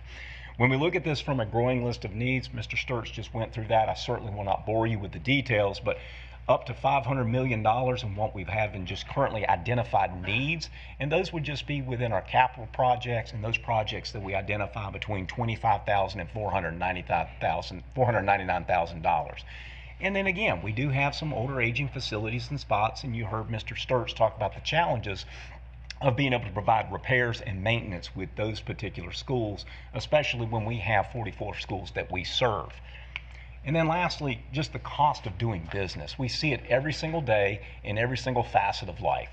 Our industry and our profession and the work that we do is no different than that. Mr. Taylor and his team from the facility side, in terms of what they have to pay now for just general equipment, contracted services, just labor on certain projects, and certainly Mr. Cohn from a construction standpoint, we're seeing these play out tenfold sometimes in terms of the increased cost. Specifically when we think about it in our HVAC units, when we think about our roofing systems, and then when we think about just things that are parking lots. Those are our big ticket items that we face from a renovation and a repair standpoint. And I want to back up because I do want to make sure I do a great job of emphasizing this. When we see these costs increase across the board, it is important to know that Mr. Cohn and his team do this with the taxpayer in mind. They are doing this at a square foot per price, or price per square foot, I should say, cost that no one in our region, and really in some of the comparable sized districts that we can find, can match. So again, I appreciate and applaud his efforts for really being frugal and mindful with our designs, and we have not sacrificed quality in this process. Let me say that clearly. This is still done with providing the best learning environments for students, and it's done so to make sure that we are mindful of those monies which have been allocated, and we are certainly spending them judiciously and wisely. Our capital planning factors, you've seen these. I believe you folks could probably recite them back to me by now if I were to quiz you on that. But again, they are the current realities, and one of the ones we spoke about is just land, its availability. So that is a driving factor that we face. But also the ever-changing and ever-fluid environment from which we operate. These are going to be things to which we have to systematically and frequently monitor, which is why we come before you and keep you informed and say, hey, listen, last year's plan may not be this year's plan, and next year's plan may not be the plan but it is where we stand now in a point in time data metric. And so we use the data we have to be able to make the decisions we make and inform you so that you have all that you need to be able to advance these efforts forward as well. We've included this chart. This again, it's another way to really illustrate some of the things that Mr. Sturts talked about from a geographical or a regional perspective. This just looks at what is our utilization trend been for schools for the last 3 years. So you see here, and I'll kind of give you a bit of an exclaimer with some of the columns and an explanation. You see here our list of elementary schools. That first column where it says design capacity, this is after K-3 class size law went into effect. You have to think about this too. When legislation was enacted that limited the number of students that could be in grades K through 3 on an average across any school, we lost 12% of our available capacity in elementary schools to serve students. That is significant. That is 2.5 schools across a system of 19 elementary schools. So when you think about that, those are some of the challenges that we work with and that we face, and our principals do a tremendous job. Our teachers do a phenomenal job of really working within those challenges each and every day. But that's something that certainly, we don't want to lose much sight of, because there are implications and things as such, and how does that look like from a utilization design service model. When we look at our capacities, you see a column there that uses mobiles. Again, we don't use that as the absolute metric on utilization because we know schools were not necessarily built with that number in mind. But we know in some cases and in many cases we have to rely on that to be able to serve the overages and some of the ever-increased enrollment numbers we're seeing in certain locales. And then the M2 represents month 2 numbers. That's our point in time from an enrollment standpoint that we use to be able to capture in any given school or academic year how many students that we had that were being served on that day 40. And then you see the utilization for brick and mortar and then the utilization for mobiles. So I'll fast forward to the far right columns just to let you see exactly where do we stand. And those deeper, darker colors, those represent the shade of orange and reddish. That's where we're over 110% utilization within our elementaries. When you see the yellows, that's a warning indicator that says, hey, we're over 100, and now we're in that 100, 110, 109%, if you will, utilization range. And then those that are in green, as Mr. Sturts spoke about, will be between 80 and 90%, 99%. And then anything blue recognizes that that's under 80% utilization. So when we look at this and we're able to match it again across levels, we can see when the challenges are. But I do want to go forward and make a connection here as well. If you think about some of the things we're going to share with you tonight and the projects that we have recommended in the sequence that we're offering them, just the addition of the new Northwest Elementary School in the northwestern portion of the county will be able to address over overutilization issues at Charles E. Boger Elementary School, W.R. Odell Primary School, W.R. Odell Elementary School, and potentially Cox Mill Elementary School. One singular school can address those 4 areas of the county to reduce what we're seeing from a utilization standpoint. You think about the efforts we have with the new Coltrane Webb STEM Elementary School opening up in the fall and coming online. We're able to offer relief for Weddington Hills Elementary School with the opening of that school, and also move out of an older aging facility that has been certainly within our assets for quite some time that we know needs some repurposing and some additional measures moving forward. So those 2 measures alone right there in itself will do a lot to be able to help us in this arena. It is certainly what I would hope one day I've been able, if I had the luxury and certainly the pleasure to stand before you after the opening of the new elementary school, that we can say we've cleaned every single one of those up and we don't have a single elementary school that is over 110% utilized. That is something that we've not been able to say in quite some time in our county, and I think it's your vision, your leadership has helped contribute to that greatly. The other one I'll show here, this is our elementary, middle, and high schools. I certainly won't spend much time introducing that, but as you can see, same methodology. It reads the same in terms of what does it illustrate in the images, or certainly what is it conveying. Again, we talk about middle schools. We see now with Harris Road and Northwest Cabarrus Middle School. Again, one of the projects we have teed up in our long-range capital plan, to which Mr. Cohn will speak to here shortly, is a rebuild, renovate expansion for Northwest Cabarrus Middle School. Doing that project alone will provide us additional relief and capacity in that area of the county. So think again, when we talk about looking at those needs that we have on the plan itself, and I think Mr. Treadway, you referenced it, kind of Mr. Walker, you said the 12, and you referenced the one pager. Well, this is the data behind that now. Now we see the intentionality that goes into it and the recommendation of the projects, and certainly why they are placed where they're placed. This is a different take on some information that Mr. Sturts shared. This is a facility condition index chart. So if you look across each of our schools, what are their current facility condition indices? As he explained, that is merely a representation of the total replacement value of the school, and that is using $450 per square foot multiplied times the square footage of the school to determine that number. You take how much in terms of deficiencies are tied up at the school, and you divide those deficiencies by the total replacement value, and that gives you a facility condition index percentage.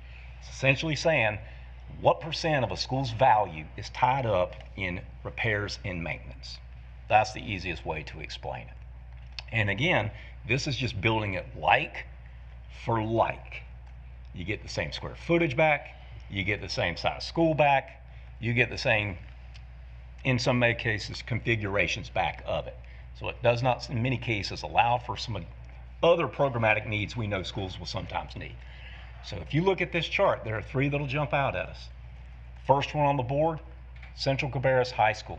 There in of itself, we talked about being north of 40% as really being the point at which we want to have conversations about the future of a school and what that might entail from a funding purpose, from an investment standpoint. Well, we have now 3 schools that have just about approached 50% or higher. Northwest Cabarrus, Central Cabarrus High School, then we have Northwest Cabarrus Middle School and Northwest Cabarrus High School. So again, those, when we look at it, certainly enter that arena to say there needs to be some thought about next steps and what does the future hold for those particular buildings.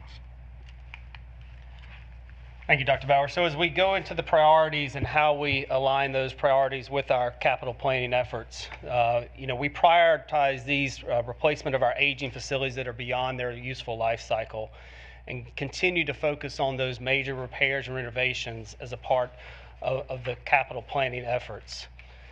We also don't want to lose sight that in geographical areas of the county, we are experiencing more rapid growth than we see in others. And so we want to make sure that we create the additional capacity needed for those areas, for the communities, the families, and the students that we serve. And just as a little bit of a refresher, this is the 2025 long-range capital plan that was approved last year by this board. You can see priorities 1 and 2 there, the Northwest Cabarrus High School project and the Northwest Area Elementary School project. We knew those were going to be key projects in our planning efforts, and so they were priorities 1 and 2 last year. You can see Central Cabarrus is number 3, and I won't read through all of these, but going through the 12, you can see how we align these planning efforts and the projects that we had identified. So as we get to you this year with the proposed 2026 long-range capital plan that's before you, priorities 1, 2, and 3 have not changed. Number 1 is the Northwest Cabarrus High School project that we've been working on for quite some time now, since about 2021 to be honest. Number 2 is the Northwest Area Elementary School project. Again, those 842 seats are going to be key to help relieve the strains that we see in that area of the county. And it's important to note that we also will be having a community meeting on March the 17th at W.R. Odell as a part of the rezoning efforts that are required for this piece of property with the city of Kannapolis. Priority number 3, again, Central Cabarrus High School. Mr. Sturts, Dr. Bowers have alluded to the FCI elevated on that school at 61%. Again, there is a need for the replacement of that school that will also help to relieve some adjacent boundary capacities, maybe at Hickory Ridge High School. And some new introductions into the capital planning efforts. Very intentional on our part for Chuck and his team, making sure that we identify those deferred maintenance items that we feel like we need to try and get caught up on. So we've strategically implemented 3 different scenarios showing you where we can put an influx of funds into deferred maintenance as part of these planning efforts. Those are going to be for your major capital renewal needs, your HVA systems, your roofs, your parking lots, and the infrastructure underneath those parking lots. Number 5, as we've been talking, the renovation of the Northwest Cabarrus High School into the new middle school campus. As we discussed at this year's retreat with you, it was important to you as a board to make sure that we prioritize that. So we move that up on this priority list to number 5. And that will give us an additional 300 seats to support that continued growth that we see in the Northwest area. Number 6 is the renovation of the old R. Brown McAllister that's currently serving as the swing school for Coultram Webb. That renovation has been on our list for several years and has been planned to be a new pre-K center, or an additional pre-K center, I should say, for the district, making sure that we meet those early childhood academic needs that we offer here at the district. Number 7 you see is another one of those deferred maintenance influx of funds. Number 8, Wolf Meadow Elementary School. The sequence of this timeline and the way these projects play out aligns with what the proposed planning efforts are for communities and developments within that area of the county. So that's why we put this at number 8 for you. It will add an additional 200 seats to what we already have on that campus, and we do have the available land at Wolf Meadow to build this school on site and not have to purchase new land. Number 9, the middle school auditoriums. We've been talking about these auditoriums for years. We have 4 middle schools that currently do not have auditoriums, and we continue to make sure we identify that with the county as our request for capital needs. The J.M. Freeze, Hickory Ridge, C.C. Griffin, and Harris Road, all 4 of those schools do not have standalone auditoriums and have to make other means necessary when they hold events. Number 10, you can see there's that third influx of additional deferred maintenance or capital renewal funds that we need for HVACs, roofs, and parking lots. And then rounding out this proposed plan, number 11 and 12. Number 11 is the Harrisburg Elementary School down the south side of the county. Number 12 is your Midland High School. Again, looking at the timing and the sequence of events, these projects would be in probably 10 years out is where we're seeing them from a growth perspective.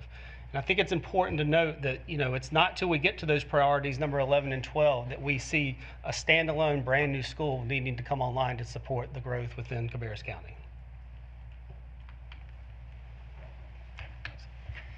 So really just a summary to capture some of the highlights that we've been able to share with you tonight.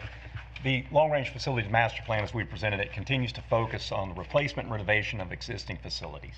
It's one of the things that has been embedded within it. It certainly is one of the anchors of the projects which we have identified. But alongside that, it also allows us to be able to plan and identify new construction needs and projects that will accommodate current and future growth across the county as we continue to face what is a growth segment and also, too, a regional growth segment built within that. Plan also allows for us to be able to look at a deferred maintenance or identified needs on a recurring basis and to be able to address this not in just one fell swoop every X number of years, but really to have a thoughtful, recurring way to stay on top of some of these big ticket items such that we're not waiting until 20 years down the road when we have now all of a sudden half a dozen roofs that have come online that need replacement. We're able to, again, do this as more spaced out and a little bit more of a recurring manner over multiple years. Plan also aligns with what our school system strategic plan would be. There's an element embedded within that continues to focus on early childhood academic offering and expanding those when available. Then we also want to say that it puts us in a position here in terms of the total plan itself to really address our growth and our maintenance needs for the next 15 years. And so, again, this is based on today's information, where we stand now. As with all things, we know that they can change. But based on what Mr. Sturts and Mr. Palmer were able to share, based on what you have before you, based on the synthesis of information that we have at our disposal, we believe the plan that Mr. Cone shared is certainly what is in the best interest of Cabarrus County Schools moving forward. And we'll pause there with any questions you may have. Okay, board members, questions on the capital plan? Pam. Thank you. Question about the number 2, the elementary school. That number for seats, why is the capacity at that number? Where is that based on the current? I know we're using the designs. We're saving money by reusing the designs. Is that why it's at 842? It is, yes. So there's a sequence and transition of kids from grade level to grade level that you have to try and maximize so that you're not overcrowding one grade level but not having to design so many classrooms to support your lower grade levels that are minimized in terms of your capacity. So the 842 is what aligns best to give us a percentage of cohorted kids to align from one grade to the next. Okay. And on March 17th, we're going to talk to that community about what's coming? Yes, so there is, the process is your adjacent property owners to your property, whenever you have to go through a form of rezoning for the property, which the current property is zoned R8 with a condition from a previous developer that had a housing project on there. And we believe our recommendation is going to be just to amend the condition to allow the school to be built on that property, because in theory, a school is allowed to go in any zoning classification within the city of Kannapolis. But yes, we will send a mailing out to those adjacent property owners. We'll hold, very much like we did with Coultram Webb and with R. Brown McAllister, a community meeting. We'll have the project team there. We'll have information about the school, the process and where we're at and the timeline of events. Thank you. Yes. Okay, Greg. I'm going to look through the list of projects per school there real quickly. We heard at Mount Pleasant Elementary School that the plumbing is failing there, that that pipe system is very old, and because it's under the building, now you've got to tear up the floors. It's very expensive to fix that, but I don't see that included in that list of projects. Potentially a repair of that magnitude could move that building's facility maintenance index a lot higher. I'm going to move that up. Defer that to Mr. Taylor and his team. They're responsible for gathering those field level assessments, so I'll let him answer that. Okay. So can you be a little more specific, sir? Well, I mean, as you walk to school, you can see where the floors have already been chopped up to fix some pipes underneath. My understanding is that infrastructure under there is so old that they're going to continue to fail. Is that not the case? That is the case for every building we have. As time goes on, pipes fail. But in the case of Mount Pleasant Elementary, we've made many repairs there. I'm not aware of anything particular at this point in time. Okay. So I think the system is not sitting at a precipice where we're about to run into a lot of costs that would that's push not that the building FCI I'm up. concerned about. Okay. No, sir. All right. Thank you. Yeah, I don't lose any sleep over that one tonight. Okay. There are other ones I do. All right. Thank you for that. This may be a rhetorical question. It might just be a dumb question. But as I look at, let me find the chart again, utilization for Central Cabarrus High School, I see that it's built for 1350, and that the current population is 1322. So my question is, why don't we roll those mobile units out of there now? Why don't we? Yeah, why would there be any students in a mobile unit when you've got a built capacity of 1350 and you got 1322 there? So, and again, I want to be cautious about what might be used. I can't give you a sense of what mobiles are and are not used at Central Cabarrus. Dr. Becky wants to answer that question. Mr. Shu, could you address that? No. Put him on the spot. I love it. We got answers in the room for everything. I can do my best to answer that, which is to say that based on the modern needs of a school, many of the spaces interior are not fit for some of the programming that we have.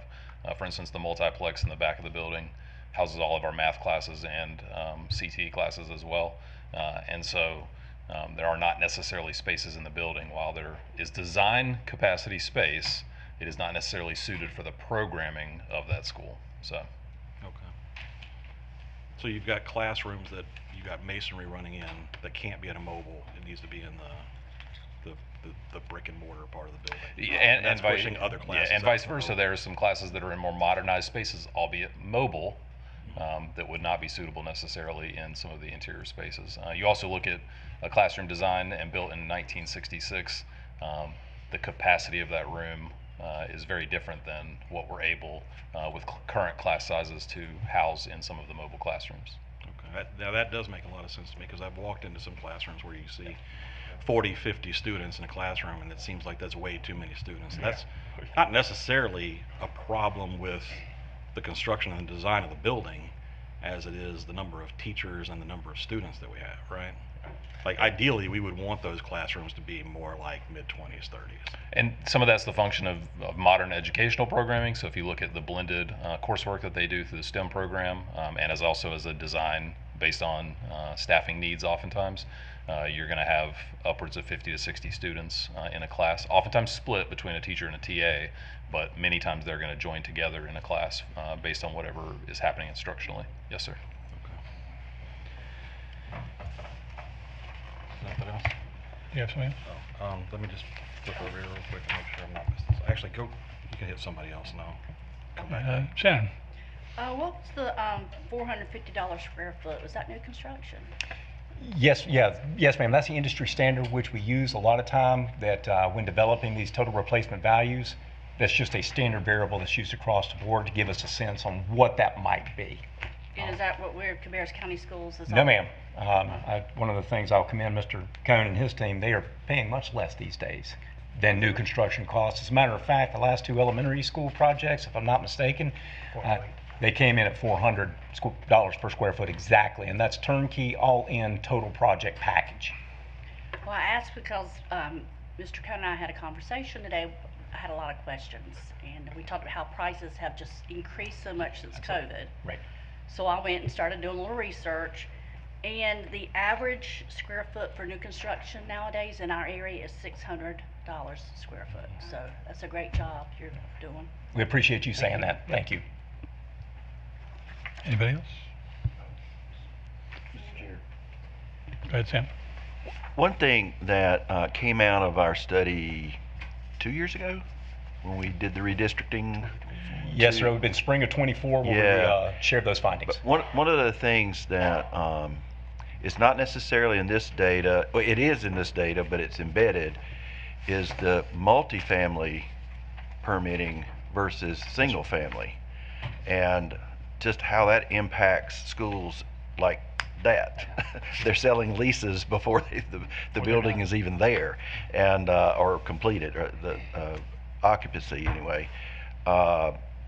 And the other, that was a comment. The question I have is, when we say design capacity, are we talking about core capacity, or we're talking, because as a building principal, I'm more interested in the core capacity than anything else. So I want to thank you for that. I was going to offer a clarifying point. So as Mr. Shu alluded to the fact that currently, right now, one of the things driving up the actual design capacity numbers for Central Cabarrus is the fact that we have multiplexes on site. Again, Mr. Taylor and his team do a phenomenal job of really creating additional overflow space for students when we find utilization challenges in place. And one of the things that I believe are certainly models to be able to reference for those type of efforts are at Central Cabarrus High School. We have two, if I'm not mistaken, is that right? Multiplex units on site right there that are currently serving students in a everyday course programming operation. Those are being included in that design capacity number. If we were to just look at the brick and mortar of Central Cabarrus High School, in terms of what it was built for square footage, that high school was 147,000 square feet. Every middle school in our county except one is larger than that. So when we think about this for a moment in terms of the 1960s facilities, and is it adequately, is it currently able to serve students in the same capacity that it once did? The answer to that is no. So we're having to now supplement that through other means, which also become costly. So that's yet again another factor why that project has the highest priority out there in terms of our high schools next to Northwest Cabarrus. I hope that helps, Mr. Treadway. Yeah, I just know that you can extend halls, but you can't necessarily make them wider when you bring in more and more kids. Yeah. Anybody else? Go ahead, Greg. So you're telling me based on what I just heard, so and maybe I'm not understanding what a multiplex is. Yes, Is that sir. one of those modular? That's correct. Internal hall? Okay. So when you say on this chart, design capacity, you're including those? That is being included for Central Cabarrus because right now to be able to serve that school as we are currently operating, we would need that square footage added into any additional rebuild moving forward. Okay, so it has become part of that because it is a permanent fixture even though it wasn't intended to be. Okay, but that's an inconsistency in these built capacity versus with mobiles numbered. Central Cabarrus is an exception. You're including the modular unit at Central Cabarrus where you're not doing that, say, at Weddington Hills. That's why you see that 1350 number for Central Cabarrus. Okay, all right. Thank you. Okay, I'm going to ask for this to be on action for next time, or our business meeting. And I do think we are missing an item in here, and it was kind of confirmed by our presentation earlier that we're still going to have an elementary school capacity issue in the Northwest area. And on here is not the renovation of the current Northwest Middle School to be another elementary school. Why is that not on there? I'm sorry, you said that again, sir. We're renovating the high school to become a middle school over at Northwest, but we're not renovating the middle school after that. We should be renovating that as an elementary school for the added capacity. Dr. Yeah, So you're referencing taking the old middle school and modeling that into some need for the elementary school seats. Is that what you're asking? I'm saying we have a capacity, we're told that we're having a capacity issue even with the new elementary school being built. We need to do something in that area. That was on the plan at some point in the past. It's not right now. And seems to be it might need to be added somewhere. So to answer your question again, as we stand here today, I think that's the biggest thing that we want to make sure that we address. While what you say is true in terms of the available seats and the capacity, one of the things that, as Mr. Sturts also, I think, shared as well, that when we look at this on a long-range planning effort, being able to assess then where are the populations coming from. So his geographic pairings, when he looked at it, took into effect the Cox Mill High School feeder network and then the Northwest area feeder network as well. Because of the way in which that area of the county becomes more elongated as you move from north to south within the Cox Mill boundary, one of the things that we certainly want to be cautious about is not putting schools in areas where there's not the density to be able to pull from. So to be able to then transport students greater miles to attend could also have some unintended challenges as well. All right, but you own the land, you have a building, it's a whole lot easier to Yes, renovate than to build new. If we're looking at some ways to save money, that should be something and that's something we'll needs to be continue to considered. review, and that's something we will continue to certainly monitor. All right, appreciate that. Yes, sir. All right, well, thank you very much for the presentation. And we'll move on to our next item, which will be, oh, I'm sorry, Pam, go ahead.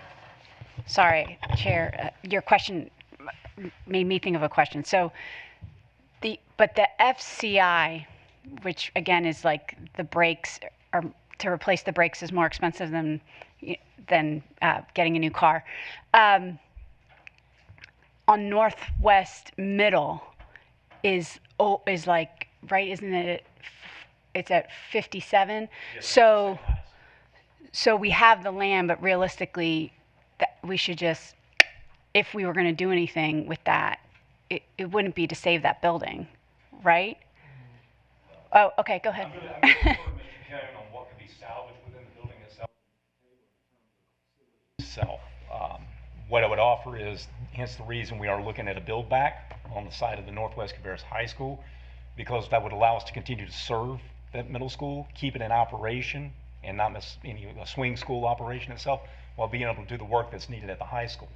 Then when it were to come online, what I would offer is that a facility condition analysis would need to be done for the middle school to determine its true operational state, and then where we then may need to consider, to Mr. Walters' point, additional asset utilization from it as well in the school's portfolio.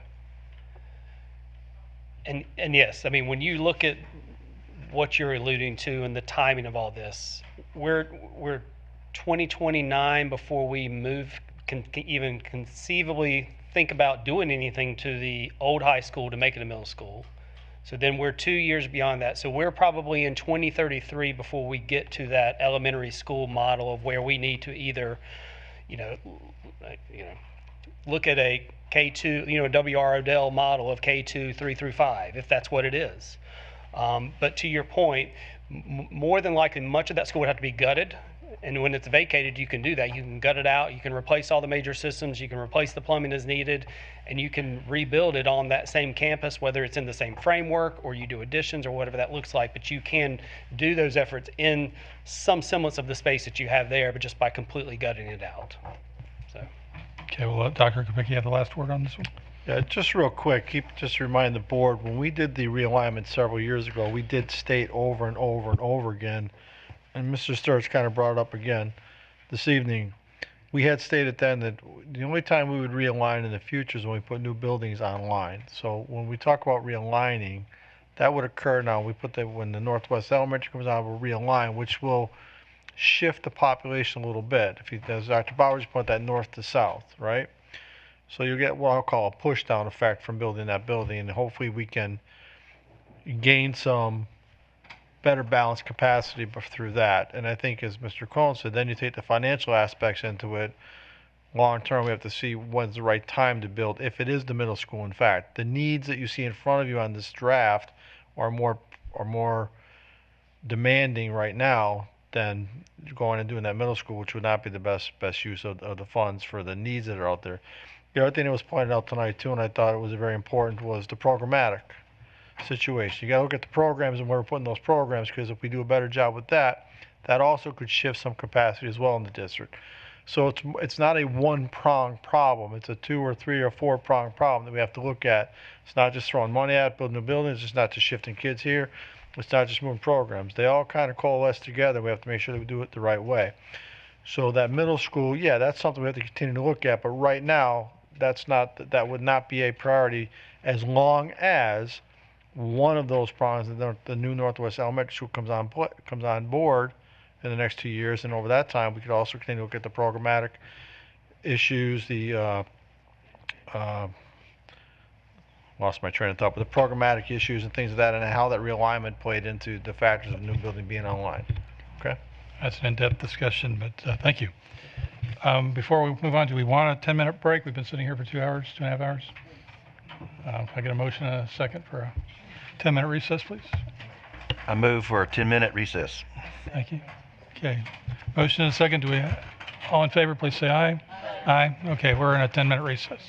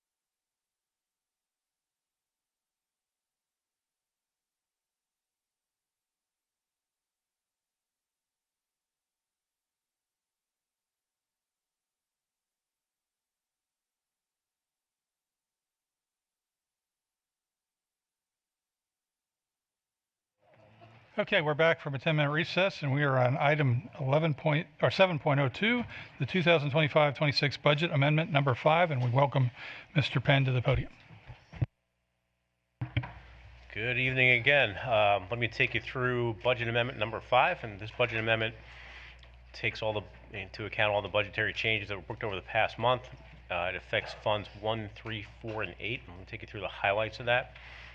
In Fund 1, the State Public School Fund, we have an increase of about $850,000. That primarily reflects additional allotments for teacher salaries and benefits, and the allotment for summer reading camps, and there was also a minor adjustment upward in the allotments that support our EC students for about $17,000. Within federal, which is Fund 3, net increase of $627,000, almost all of which was driven to additional funding that was released to us for the IDEA grant coming out of the 2025 grant cycle. Capital, we've got an increase of just under $1.9 million. That's funds we received from the state for the payment of leases for yellow school buses, and let me explain that a little bit. Each year, we get a order for new buses that the state pays for. The state pays for the yellow school buses. The count on the buses vary. I've seen in recent years and as low as 7, as high as 14. In the current year, there's an order for 9 different school buses, and these buses are expensive. The buses, the 2 different types that we have in this year's order are either $163,000 or $172,000 per bus. So what happens is the state will stack together a series of leases over 4 years. So this year's order, as an example, had a total purchase price for the lease of just under $1.5 million, and when you break that down over 4 years, it worked out to about $372,000 for each of the next 4 years. But as I said, what we're seeing in this year's payment, which relates to what's in the budget amendment, is the payments necessary for 4 years worth of leases. So the state gives us the money, and then they turn around and we pay it back out to the bus leasing company, which typically is a bank that does that work. But for yellow buses, the state is responsible for those payments. And then lastly, within special revenue, our grants fund, Fund 8, total increase is $21,956. That's 2 different things. It's STAs, short-term assignments, at Cabarrus Virtual Academy for second semester course offerings of just under $8,500. And then lastly, Central Cabarrus High School, Harrisburg Elementary, and Coxville Elementary, a total of $13,500. That's $4,500 per school for additional funding for the Confucius grant. So in total, with those changes, the budget across all funding sources has increased by about $3.3 million to $543,159,315. Thank you, Mr. Penn. Any questions on our budget amendment? Are we okay to put that on consent? Got it. Shakes here. Okay, that'll be added to consent. And you're on for the are you on for the next one too? Yes. I am. 7.03, the audit contract for fiscal year 26. Sure. So just a little bit of history. Back in early calendar 2023, my predecessor had gone out to RFP for auditing services, which are required to do by the LGC and statutory requirements. At that time, there were 2 bidders that came back. The vendor that was selected was Anderson, Smith & Wyke, who's been doing the audits for the districts for several years. What was awarded at that time was a 5-year contract with the possibility of a 1-year extension. The first year was 23-24, the second was 24-25. What we're approving tonight is the audit for 25-26. What they've come back with is a price not to exceed $45,000 to produce the audit and all the associated documents that go with that. I will tell you from past experience that is a very reasonable price for doing an audit for a district our size. Anderson, Smith & Wyke has some benefits of scale. They do audits for 85 of the 115 school districts within the state. I can tell you they enjoy coming here to do the audits because we're very well prepared when they get here. There is not something that they have to sit around and wait for us to produce information from them. We're very good about what they call the PBC list. PBC means provided by client. So by the time they get here, they're ready to work. They're in here for a couple of days, and they can move forward with producing the audit materials for us. So my recommendation to you is to approve this for the 3rd year of the contract. Okay, board members, questions on this one? Greg? This is trivial, I'm sure, but if you, the document that was uploaded has basically 2 documents embedded in it. Yes. So the first page, or the 8th page of the first document, the not to exceed price is 45K. On page 7 of the next document, the price not to exceed is 43K. Okay. It should be 45. I'll make sure it's corrected for the time we sign. All right, thanks. Yep. Okay. I mean, I would rather see 43, but. Understood. That's probably the previous price. Yeah. Any other questions on this one? We're okay with consent? Yes, shakes consent? Yes. Okay. All right, so that'll be added to consent. Thank you very Great. much, Thank you. Mr. Penn. Moving on to 7.04, which is policies for first read, and we have Dr. Sandy Ward to the podium. Good evening. Good evening, Mr. Chair, Dr. Kopicki, Ms. Little, board members.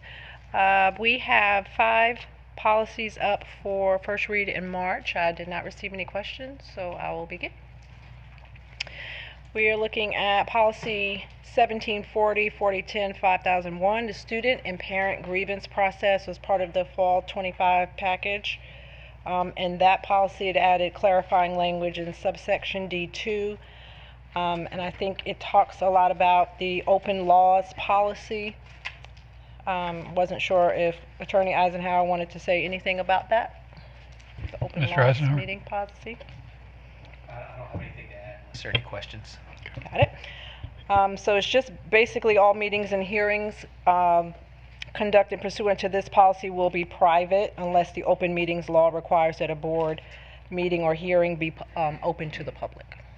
So when we do parent grievances, we usually do that in a closed session. Pam? Does that mean the family can't invite who they want? Like, does it limit their side? Mr. Eisenhower. No, it doesn't limit who they would be permitted to invite to speak on their behalf. In fact, we already follow this, so it's just clarifying based on the PLS updates, but I don't think it's a change to any policies we currently do. Thank you. And likewise, policy 1750, 7220 is the grievance process for employees, and it's also the open meetings law. It's the same type of insertion, something that we already do, but it is now included in the policy. Okay. Question? All right. The next one is 4240, 7312, child abuse and related threats to child safety. We see this one come up quite a bit. This was part of the fall 25 package. It revised language that we saw in our policy 7130 licensure policy, and it's basically saying that we would report anyone who is mistreating students to the State Board of Education. Any questions? Okay. Next, we have 4250, 6130, the first aid emergency health care, and this was a district request spawning out of another request coming from the Cabarrus Health Alliance, who is our health agency that governs us. We added new language to state that the do not resuscitate DNR request will not be honored, and that staff will provide life-sustaining emergency care while reviewing individualized medical plans consistent with student safety obligations. Okay. And last for our new policies, 4270, 6145 is concussion and head injury, also of the fall 25 package.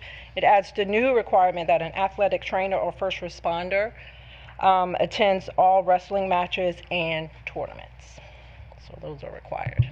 Do we not already do that? Or do we already do that? I'm sure that we, yeah, I'm sure that we do, but now that Okay, so it's it's in the doing something policy, it's we're required. adding something that we already do. Okay, these are all first reads, so have public and staff have opportunity to review them and comment before they actually become effective after next month's meetings. Are they okay for consent? All right, consent. Okay, we'll add those to our consent agenda. And moving on to 7.05, these are the policies for second read, so they will be effective after we approve them at our business meeting. All right, so I will read through them again. 3225, 4312, 7320, technology responsible use. It was a district request. We added in new language in section B8 related to student data privacy with AI services and AI generated images. Any questions? All right, we have 3400, evaluation of student progress, also part of Fall 25 package. Added new language from a state board of education policy. It was required.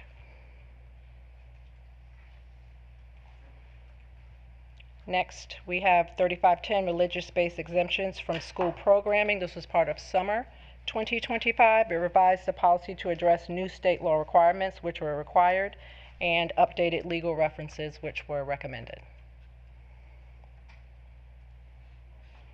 And last but not least, 4050, children of military families, fall 2025. It updates the policy to include the Space Force with all of our other forces.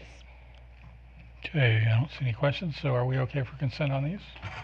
On this side? Yes?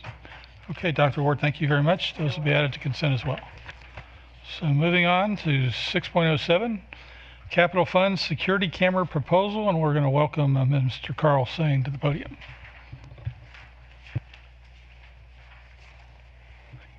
Good evening, Mr. Chair, Mr. Vice Chair, Dr. Kopicki, members of the board. I'm here to propose our security camera purchase request from our capital funds for this school year.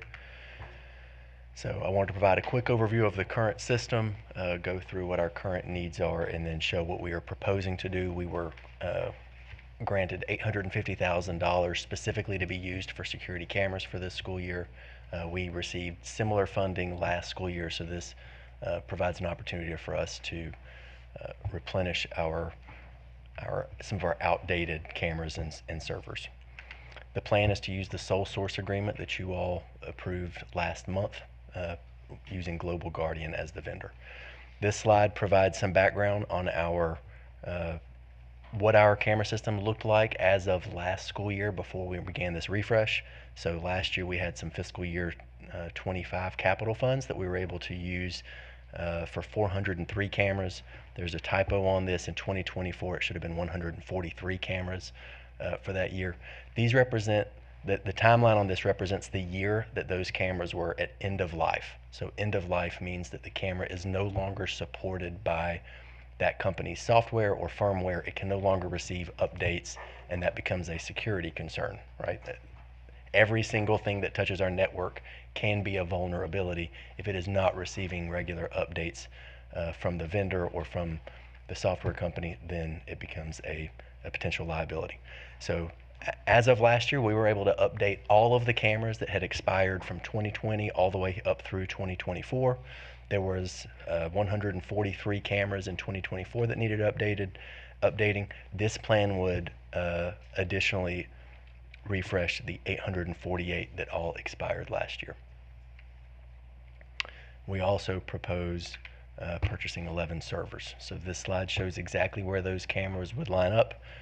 Most of these cameras end up at about half of our schools. You can see at the bottom there are 110 other cameras that end up at other sites across the district. I just did not list every single school and the number of cameras. Underneath you can see where the 11 servers would be placed. This is all again based on which cameras need to be replaced most urgently. 859 cameras represents a little bit under a quarter of our total security cameras across the district. We have about 4,207 cameras, so 859 is a little bit less than a quarter. You can see this is about half of our schools, and it's about half of the cameras at those schools.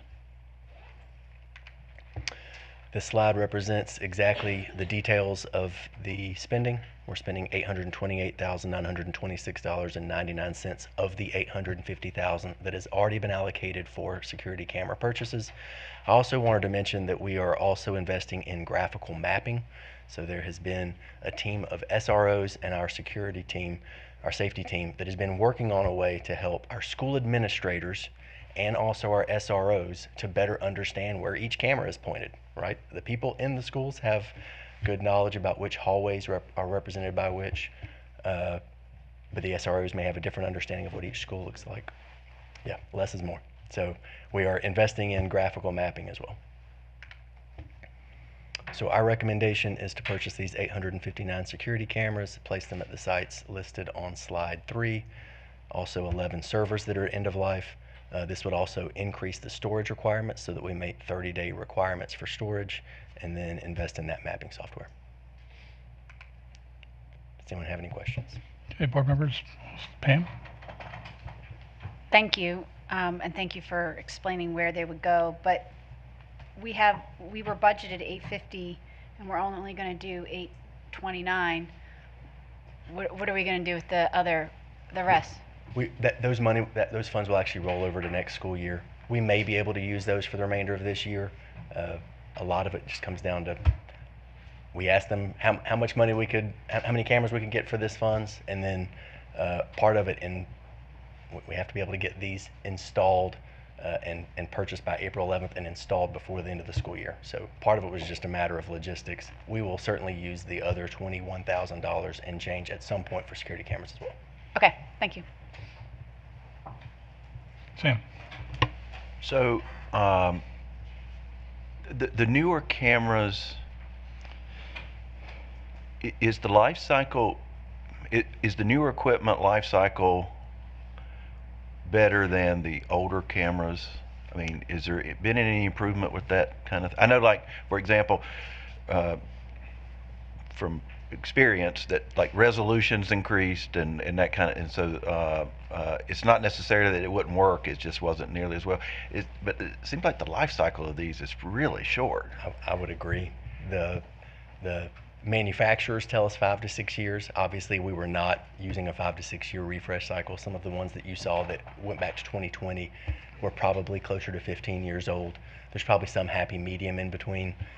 They do need to make sure that they're still being serviced and that they're receiving firmware updates so that it's not a security risk. But these cameras are also on 24/7. So some of it is just the nature of, if you were to leave anything on in your house on 24/7 for 6, 7, 8 years, it was constantly storing data, sending that data elsewhere. I agree with you. Shannon, did you? No. Greg? Does this manufacturer, will they continue security patches after they've discontinued a model?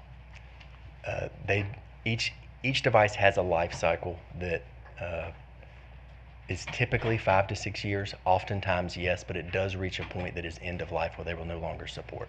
And so that's what was detailed on that slide. When we purchase these, they typically give us what that time is expected to be. Right now, our security cameras that we purchased last year are beyond 2030.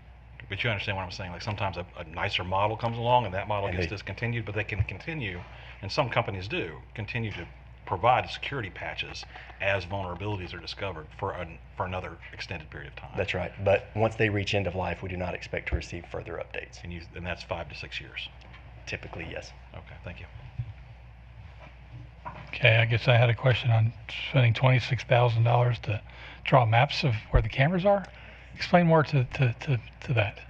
I would prefer not to go into too much detail just because of the security components of that. Essentially, our in-school staff have obviously intimate knowledge about the schools and what cameras represent. Those staff that do not work in our schools, like SROs that may be assigned to a school temporarily, or if someone from the police department or sheriffs needs to look at our cameras, they may not know what the math hallway is. Right, I get that. I just don't know what to me, it doesn't seem like a whole lot of work to put into a school diagram where things are located. But yeah, so it's every single school? Or is it only the school? Yes, sir. It would be across every school. That's a little better. They're going to put this mapping software onto all schools to where part of it is, again, don't want to go into too much detail. I get that, but it would create a norming conventions across all of our schools and help in-school and out-of-school staff better understand where different cameras are located. Okay, just seems a little expensive to me for that type of work. Any other questions? Catherine? Being on the safety committee, I was sitting last month with the principal who has the update, and I've been retired for 6 years, and just to hear what all these cameras now do is just amazing. And my understanding is it's really going to help with after-school safety. That's right. Which is important, and we don't always think about that. So I think it's great. Thank you. Okay, any other questions? Do we have enough information to put this on consent? Yes, on this side, on this side? Okay. Thank you very much. We'll add that one to the consent agenda. Thank you. And we will move on to 7.07, which is the Meteor Blankenship Fixture, Furniture, and Equipment Contract Approval for the Mary Frances Wall Pre-K Center, and we're welcoming Brian Cohn to the podium. Good evening again. So, Cabarrus County Department of Construction, as we've always done, issued requests for qualifications for the firms interested in providing the fixture, furniture, and equipment package services for the new Mary Frances Wall Pre-K Center.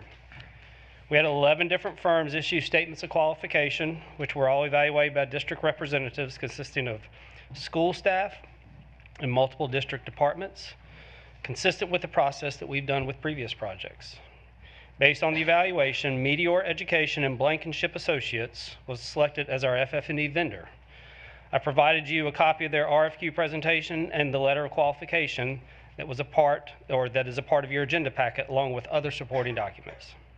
For the past 6 months, school-based staff, administrators, and district leadership have been collaborating on the planning, layout, and the FF&E selection process for the new school.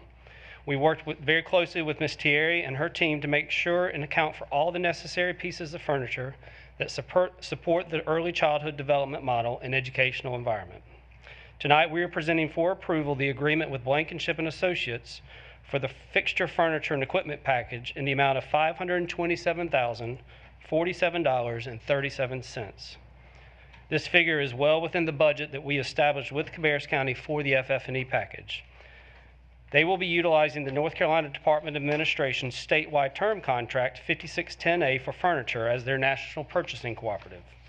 Per General Statute 115C-522A, a district may purchase supplies and materials from contracts established by the North Carolina Department of Administration. Therefore, the furniture procured under this DOA statewide term contract 5610A is considered compliant with the statutory bidding requirements and does not require the district to solicit competitive bids. Once approved, Meteor Blankenship will proceed with placing the order in order to meet the overall project schedule and installation dates established by the school and Lyles Construction. And I'll be happy to answer any questions you have. Questions? Anybody? Are we okay with the information here? Put it on consent? That's a yes on this side, yes on this side. Okay. Thank you, Brian. We're going to move on. You stick around to the next one, which is the 7.08 Reciprocal Emergency Access Agreement for Wolf Meadow Elementary School. Yes, so over the past few months, the Department of Construction and F&D staff, along with representation from Johnson, Allison Horde, have been working to negotiate with RRB Beverage Operations Incorporated, and I'm just going to say Red Bull from now on, the establishment of a reciprocal emergency access easement agreement that was required by the Concord Fire Department. This agreement will provide the designated unobstructed emergency access route connecting Wolf Meadow Elementary School to the neighboring Red Bull property to ensure that fire, police, and EMS vehicles can reach either site when needed. Under this agreement, both parties grant each other the emergency access rights for first responders, creating a coordinated and reliable secondary access. Red Bull will maintain and pave its portion of the easement and is responsible for any required fire lane markings. The Board of Education will allow Red Bull access to the property for maintaining the defined easement area at Red Bull's cost. No parking or obstructions are permitted within the easement area, and both parties may install security gates so long as first responders have full access. And the agreement is required by the City of Concord, and any changes or termination of this easement would require city approval. The requested easement is beneficial for both Red Bull, the City of Concord, and Cabarrus County Schools, giving us additional ways for emergency management services to access our site. It also gives us ways to evacuate our campus should such an event occur that does not allow for normal means of egress from the campus. All these efforts do support a safe operation for both the school and the adjacent Red Bull facility. So tonight we are requesting the approval of this reciprocal emergency access agreement between Cabarrus County Schools, Board of Education, and Red Bull. And the copy that you have is a draft copy that we are still finalizing with city staff and their legal team, which we will be able to have the final copy of that, I guess, sometime first of next week for you. before our business meeting. Yeah, I'm sorry, this week, by the end of this week, yes, sorry. Yes, So, correct. Okay, do we need to add it to the? I would probably add it to action, Action. just because of that. Yeah. We're really close, but as you can imagine, we're working with City of Concord and Red Bull, so we're getting comments from both. But I think this is substantially similar to what you'll see, but I would put it on action because there probably will be some changes. Okay. Do we have any questions right now? Okay. Oh, Greg, go ahead. Red Bull's paying for everything on both Everything. properties? Paying for everything, yes, sir. Okay. And so the Red Bull, that property is very large. Huge. And the fire station, I think the closest one is right there on Roberta Road. So they're coming through that neighborhood and then through our school to get to that property. That's correct, yes, sir. Do we have any idea how many times fire engines and ambulance might be ripping through there with their lights and sirens going? We do not know, sir. Okay, but that's a possibility. It's a possibility. It depends on which station it gets called to. You know, Right. You never know. Because Station 3 is just on the other side, which is the primary station. Okay. Do we Coming have a off the second 29. exit from that school now? I'm sorry? Is there a second way for vehicles out of that school now? No, sir, there is not. So that's why it benefits us greatly. Okay. The other thing is we just talked tonight about the possibility of building another school on site there. So where we're putting this access road, is it going to interfere with that construction? It is not. We took all that into consideration, made sure they are aware of that they're, in the future, should we redevelop that campus, that there may be changes that need to be made to this access, and they're aware of that. So, but as of right now, it would not impose a problem to put it where it's located. Okay. The last question is, the contract says that the pathway through the Red Bull property, that's not finalized. They could still change that at any time, right? So do we even care? No, we don't care. That won't really affect us that much. I mean, there will be a direct path from our campus all the way out to Highway 29 in some form or fashion. What that looks like at the end result, yes, it could change from what we've seen right now because it's so early on. Okay, that's it. Thank you. Okay, well, thank you. Just sticking around for the next one too, which is 7.09. A133 standard form of agreement and guaranteed maximum price amendment for the Northwest Cabarrus High School project. Yes, sir. So the Department of Construction and district staff have been working with Shellco Construction, our construction manager at risk for the new Northwest Cabarrus High School project, which seems like forever, over the past 5 months to finalize the construction documents and complete the GMP bidding process. This project has been included in the district's long-range capital plan for several years, and the existing facility is beyond its useful life and in need of replacement. Pre-qualifications of our subcontract trade partners was completed in November of 25. Bid documents were issued in mid-December of 2025, and bids were received on January 22nd of 2026, with a rebid conducted on January 29th of 2026. To summarize, a total of 49 different bid packages were opened, with 158 different bids received across multiple trades, reflecting strong competition and contributing to the favorable pricing I think we got. We are requesting approval of the A133 standard form of agreement between owner and construction manager as constructor, and the A133 guarantee maximum price amendment in the amount of $115,329,593, contingent upon final funding authorization and approval through Cabarrus County and the local government commission. Upon funding approval, the district and the contractor will coordinate mobilization, and we plan to break ground in June of 2026 of this year with a projected completion date of August 2029. And I'll be happy to answer any questions. Board members, Greg? This is hopefully a fairly simple one. The budget for that was 115,300, no. 115,330,000. Right, so we got a difference there of $407 between the GMP. That was a whisker. That was really close. Well, so understand that the A133 agreement between owner and construction manager is kind of a baseline contract document that defines the language of the agreement with Shellco. The amendment is what the actual GMP is based on. We just are approving them both at the same time. So if we'd have done this A133 3 years ago, that number probably would have been way off. Okay. Because the budget has increased over the years. We just intentionally knew that it was not getting funded. We were kind of waiting to see what the the move of the county was going to be before we put all of this in front of you, so we didn't do it too early. And so that's why it's so close. What's the relationship of that number to the 135 million number that's on the capital plan? So the 135 million is the all-in budget for the county that we present to them that would go before the LGC for approval. That includes your land cost, that includes your technology cost, all the cameras that Carl's just talked to you about he has to buy, all the furniture packages. I mean, it's everything wrapped up into one number, and that's what the 135 represents. Okay. And I think my last question, on section 14.5.8, the force majeure, typically that's for things that are unforeseen, like weather. But this one includes tariffs, which is an issue now, right? It could Sure. affect costs. So I'm wondering about that being included there. Like, is that appropriate? Is that normal? William, can you? Yeah, William?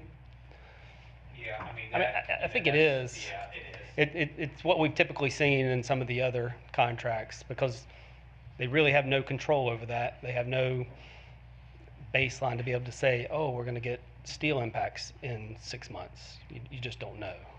What that will just allow them to do is change this maximum bid. It allows them to come back before us and say, this is the impact, and they could use that language as grounds for the request to us for that change. We don't have to agree to the change. It just means that they come back before us. I mean, if we don't agree to it, we don't get steel, right? Well, they just have to buy it at what they bid it to us at. Oh, okay. All right. Thank you. Yes. Pam. So to clarify, what we do with this at the next meeting, we're not the final say. We still need Cabarrus. LGC. We need we need the commission, right, or our commissioners, and then LGC. We really just we need the LGC. And is that in April? That is in May, as I understand it right now. Okay. Unless that has changed, and I have not had conversations lately. I don't know if you have. Yeah. So, as of my last conversations with the county, that was going to be a May meeting date is when they were anticipating to go before the LGC for this project. But last time around, you had to submit documents prior to that meeting. So when do you need this by? I have to have this, if it is a May meeting, I have to have all this documentation and everything finalized by the 1st of April. Okay, thank you. Yes. Sam. What would this GMP be if we had done this 3 years ago? Oh, really? Mm-hmm. Really?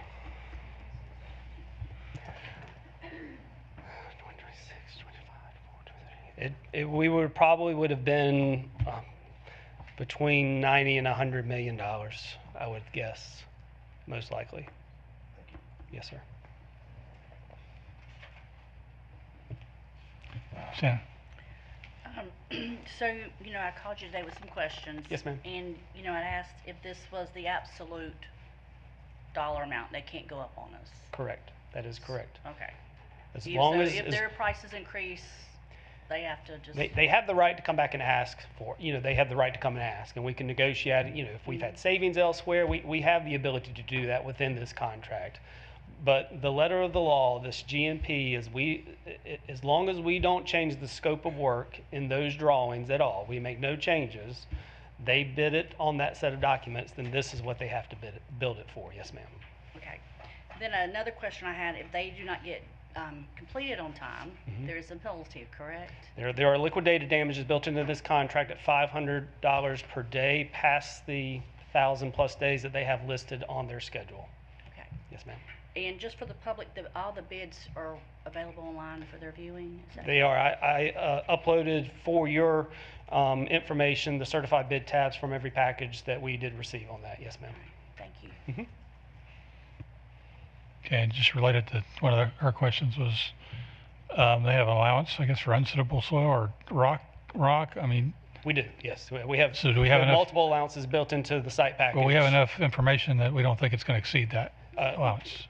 Yes, sir. We spent a good bit of due diligence time and effort on geotechnical exploration. You're not going to be surprised with something we don't expect to be surprised. I don't know if I'd go so far as to say there won't be surprises, but we feel like we've captured it very well. And like all the other jobs, I'll make sure we get it covered.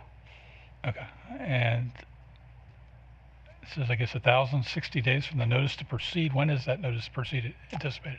As soon as they have a PO in hand. Okay, their so notice the to proceed. groundbreaking is not the notice to proceed. The notice to proceed is prior to that. Is that correct? Yes, sir. That is correct. And then you've got everything you need for the LGC on our side. Yeah. Once we get this documentation will kind of wrap up what I need to provide to the county for the LGC presentation. Yeah, because the county intends to have more than just this project. And that is still discussions being had. Yes, sir. All right. Do we want this consent or action? Consent on this side? Consent? All right, we will add that to our consent agenda for our business meeting. And we've got one more with you, and that's the 7.10 approval of the playground vendor contract for the Mary Frances Wall Pre-K project. Yes, sir. So again, we've been in collaboration with the grounds department and Mr. Ray Mullis, having worked to secure proposals for the playground equipment package required for the new Mary Frances Wall Pre-K Center. The scope is very unique in that select existing playground components must be dismantled and relocated due to federal funding requirements associated with their original purchase. Mr. Mullis did obtain turnkey proposals from 3 different firms: Bars Recreation, Mappa Recreation, and All Recreation. Each firm's proposal included a turnkey price to provide and install all the playground equipment, the synthetic turf safety surfacing, and dismantling and relocation of the existing structures from the current site. It's our recommendation that this board approve the proposal and playground layout from Bars Recreation in the amount of $462,961.35 to complete the full playground scope for the Mary Frances Wall Pre-K Center. This amount is within the budget allocated for the playground scope, and I've attached for you the final layouts of all 4 playground areas, the proposals for the materials and installation, as well as the burnt turf safety surface information. And I'll be happy to answer any questions. Pam, go ahead. I like that we don't have to cut the grass. Well, I mean, that sounds silly, but like that's time, it's maintenance. That's Chuck's people. But just looking at it, do we know how long it lasts? Any idea on that? Yeah, that's the number one question everybody gets to ask. How long is it going to last? It just depends the wear and tear, the UV degradation of it. We have not had synthetic turf in any of our playgrounds to be able to say we're going to get the 10 to 15 years of life out of it. We looked at it from grounds from, what are the replacement processes for other systems. So, if we put rubberized, we're trying very hard to minimize what Chuck and his team have to deal with. And if you put rubberized surface down and it starts failing, then you got to go and figure out how to patch that. So we tried to just be very consistent across the entire surface and install turf. So we felt like this was a better means for us to do that from a long-term maintenance. And eventually it will have to be replaced. But it's, your cost and your expense for any kind of turf product are in the initial upfront cost. Once you replace it, you're just rolling up the old turf, rolling down the new turf. You don't have to worry about the subsurface, the shock cushioning pad that goes underneath the fall structures. So you're just replacing grass for grass, so to speak. So fake grass for fake grass, yeah. So. Questions over here? Do you want to put that on consent or action? Consent? Okay, Brian, thank you for your time. That'll be added to consent agenda as well. And we're going to move on to 7.11, the 2025-26 academic calendar revision with Dr. John LeGrand. And this is one we've gotten quite a few emails about. So I think you've gotten those too. So. All right, I have. So good evening, Mr. Chair, Mr. Vice Chair, members of the board, and Dr. Kopicki. Based on information shared earlier this evening by Mrs. Reeves and Mr. Sane, I'm bringing to you a calendar revision proposed to revise the 2025-26 academic calendar. Specifically, we are recommending changing the currently scheduled early release dates for our high school final exam days on May 14th, May 15th, May 18th, and May 19th to full instructional days. The early release day scheduled for May 20th, which is the last day of school, will remain an early release day for all traditional Cabarrus County schools. This adjustment would allow our district to provide afternoon transportation for high school students, which would ensure equitable access to additional instruction and retesting during the final exam window. This proposal change is designed to remove participation barriers, maximize instructional time, and most importantly, strengthen overall student outcomes. At this time, I am here to answer any questions that you may have. Okay, anybody with questions? Go ahead, Pam. Thank you. We got a lot of feedback, both from parents and students and teachers. And so I guess the question is, why are we doing this now? It's March, you're talking about May. Why didn't we do this last year when we were setting up the academic calendar? Yeah, this was something that we noticed a discrepancy, like Ms. Reeves and Mr. Sain talked about, on the amount of students that were retested in the fall. And we came to the realization that we need to possibly revise this to maximize the amount of opportunities that we're providing for our students in the spring. It's not the ideal time, but it is the time to do it in reaction to what we've seen in the fall going forward, so that we can maximize that in future semesters. So from what I understand now, high school students, you take your exam and you can leave, right? And so this is saying you take your exam that day and now you have to stay for the rest of the day. But at this point, what is the programming for the majority of kids that will not need to be retested or need remediation or whatever? What are they supposed to do during that time? Great question, and this is an opportunity not only for students that are being retested, and I want to make sure everybody understands that. This is for students also that have a examination the next day. And so after I finish my exam for the day, eat lunch, we then go to a review with the teacher for the following day to start reviewing the material that will be on the final exam, clearing up any issues or misconceptions or whatever they need to be, and getting in full preparation mode for the exam day ahead. This is not only for students that are retesting, this is for students that have an examination the next day. They can use that afternoon to prepare. And then there was a lot of concern about identifying students who need this retesting. How do we do it so that no child is embarrassed or, yeah, I'll just use that. Like, what are the thought processes of, well, first of all, how fast can we identify the kids? And how much time would they actually get to study before they retest? We learned earlier that there's a window of 5 days or 10 days. And so how quickly can we identify the kids that need it?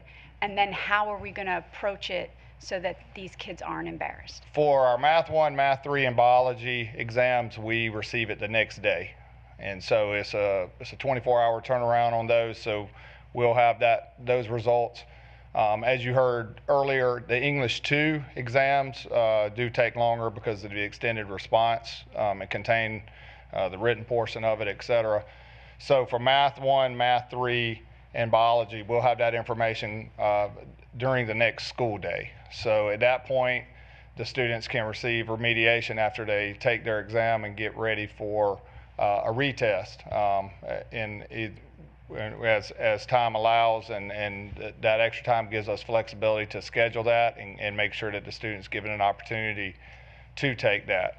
As far as the dignity of the child and not embarrassing them, that's something that we're very experienced and good at. We do it in elementary, we do it at middle, all the time, and we would continue those same practices in honoring the students' confidentiality and respect as it relates to that in high school as well.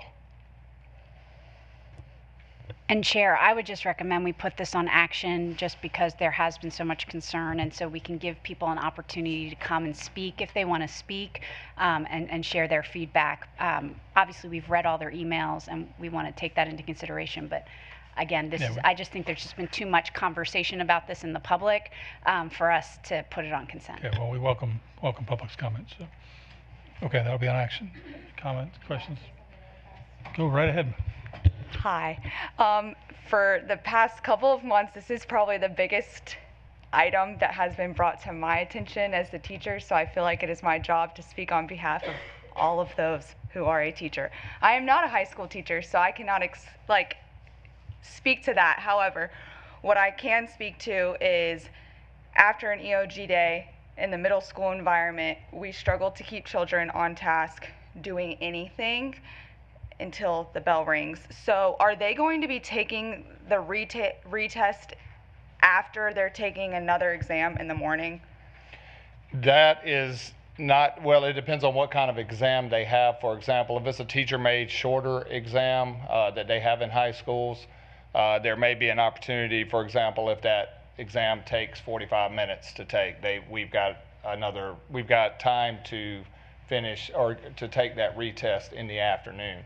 If it's a longer state test in the morning, then of course we're not going to have 2 state tests in the same day. Okay, that was definitely a question that got brought up, and I know from my world and the EC world, I worry a lot about cognitive overload, and I worry a lot about stress and anxiety, and it's something that is very important to me, and I just feel like when we push these things that I know it is important, but I don't want our kids to define themselves based off of a test. It is so important to me, so I know that. And then also, has there been conversation on the possible increase in what behaviors might look like after the first half of the day? I also worry about that because statistically we have an increase in behaviors after testing ends, so I didn't know what that looked like. And then also, is this the only option present in order to increase the retesting percentage of students? I'm saying all of these things because these have been brought to my attention, and I just feel like all things need to be considered before a massive change is taken in the schedule. So, yeah, go ahead. Sorry, so I've got probably answers to a lot of questions that you guys have because I've actually ran this schedule before as a teacher and as a principal. So a few things to keep in mind, and I'll try to answer a lot of your questions all in at once. So we would never have students take basically an EOC and then another EOC on top of that. And really there's not enough time in the day to do that because you have to allow 4 hours for the EOC. So what we're looking at is that would happen in the morning session. So to kind of paint a picture of what this looks like in a school building or on a regular day, let's say, just for simplicity's sake, you've got 4 days of testing. The 5th day is really for makeups. So you can use it for retesting, or you can use it if a student was absent one day, then they'll come on the 5th day to kind of make up that exam when we're talking about state assessments. So basically what we would do is on the first day of exams, they would take their first exam, let's call it first block, you can set it up that way, their first block exam, and then in the afternoon, they would have second block review. So basically, the afternoon is primarily meant for reviewing for the very next day. And what we've seen from our data, especially from the fall and from other districts and other schools that have utilized this in the past, that when you have immediate review and then an immediate test, the students perform better because it's fresh on their minds and they're ready to go. For example, in the fall semester, we had our students that took Math 1, which was probably our best utilization of this when we only had the morning to operate.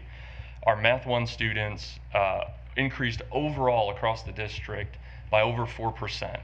English, that took a lot longer because we have to wait for the tests to come back, the scores to come back and be graded, and then we had to wait to set up the testing. It was 0.9% increase. So we can see right away that when we're reviewing right away and we're assessing right away, then we have stronger gains. Students perform better. So we also have to think that not every student is, or students aren't really going to take an EOC every single morning. So it may be a CTE class it's a performance-based measure that they've already completed in the morning, and then the afternoon they get to review for their EOC. That's the next day, right? So it's, when you think about cognitive lift, there's lots and lots of different assessments in a high school. There's performance-based measures in CTE. There are EOCs, there are teacher-made exams, there are projects. So when you think about the cognitive lift, I don't want anyone to think it's going to be EOC, 4-hour test, and then another 4-hour test, and then the same thing the next day, because that's not necessarily the reality. Something else that we've seen is that we already have this in place at our early colleges, and they perform extremely well. We had about a 35% retake proficiency rate in the fall semester, which was much lower than that in our traditional schools that didn't have this opportunity to review and then take the test again. Concord High School also has this because they have a lot of year-long classes. So they have 10 days in order to test their students. And those first 5 days, they're running normal schedules as normal because we're not busting them out early the first 5 days. So we already kind of have this established in our early colleges, at Concord High, in their year-long classes, which is roughly half of their courses at Concord High School. So there's a lot of different pieces at play. As far as the stigma, and I completely sympathize with a student not wanting to be singled out.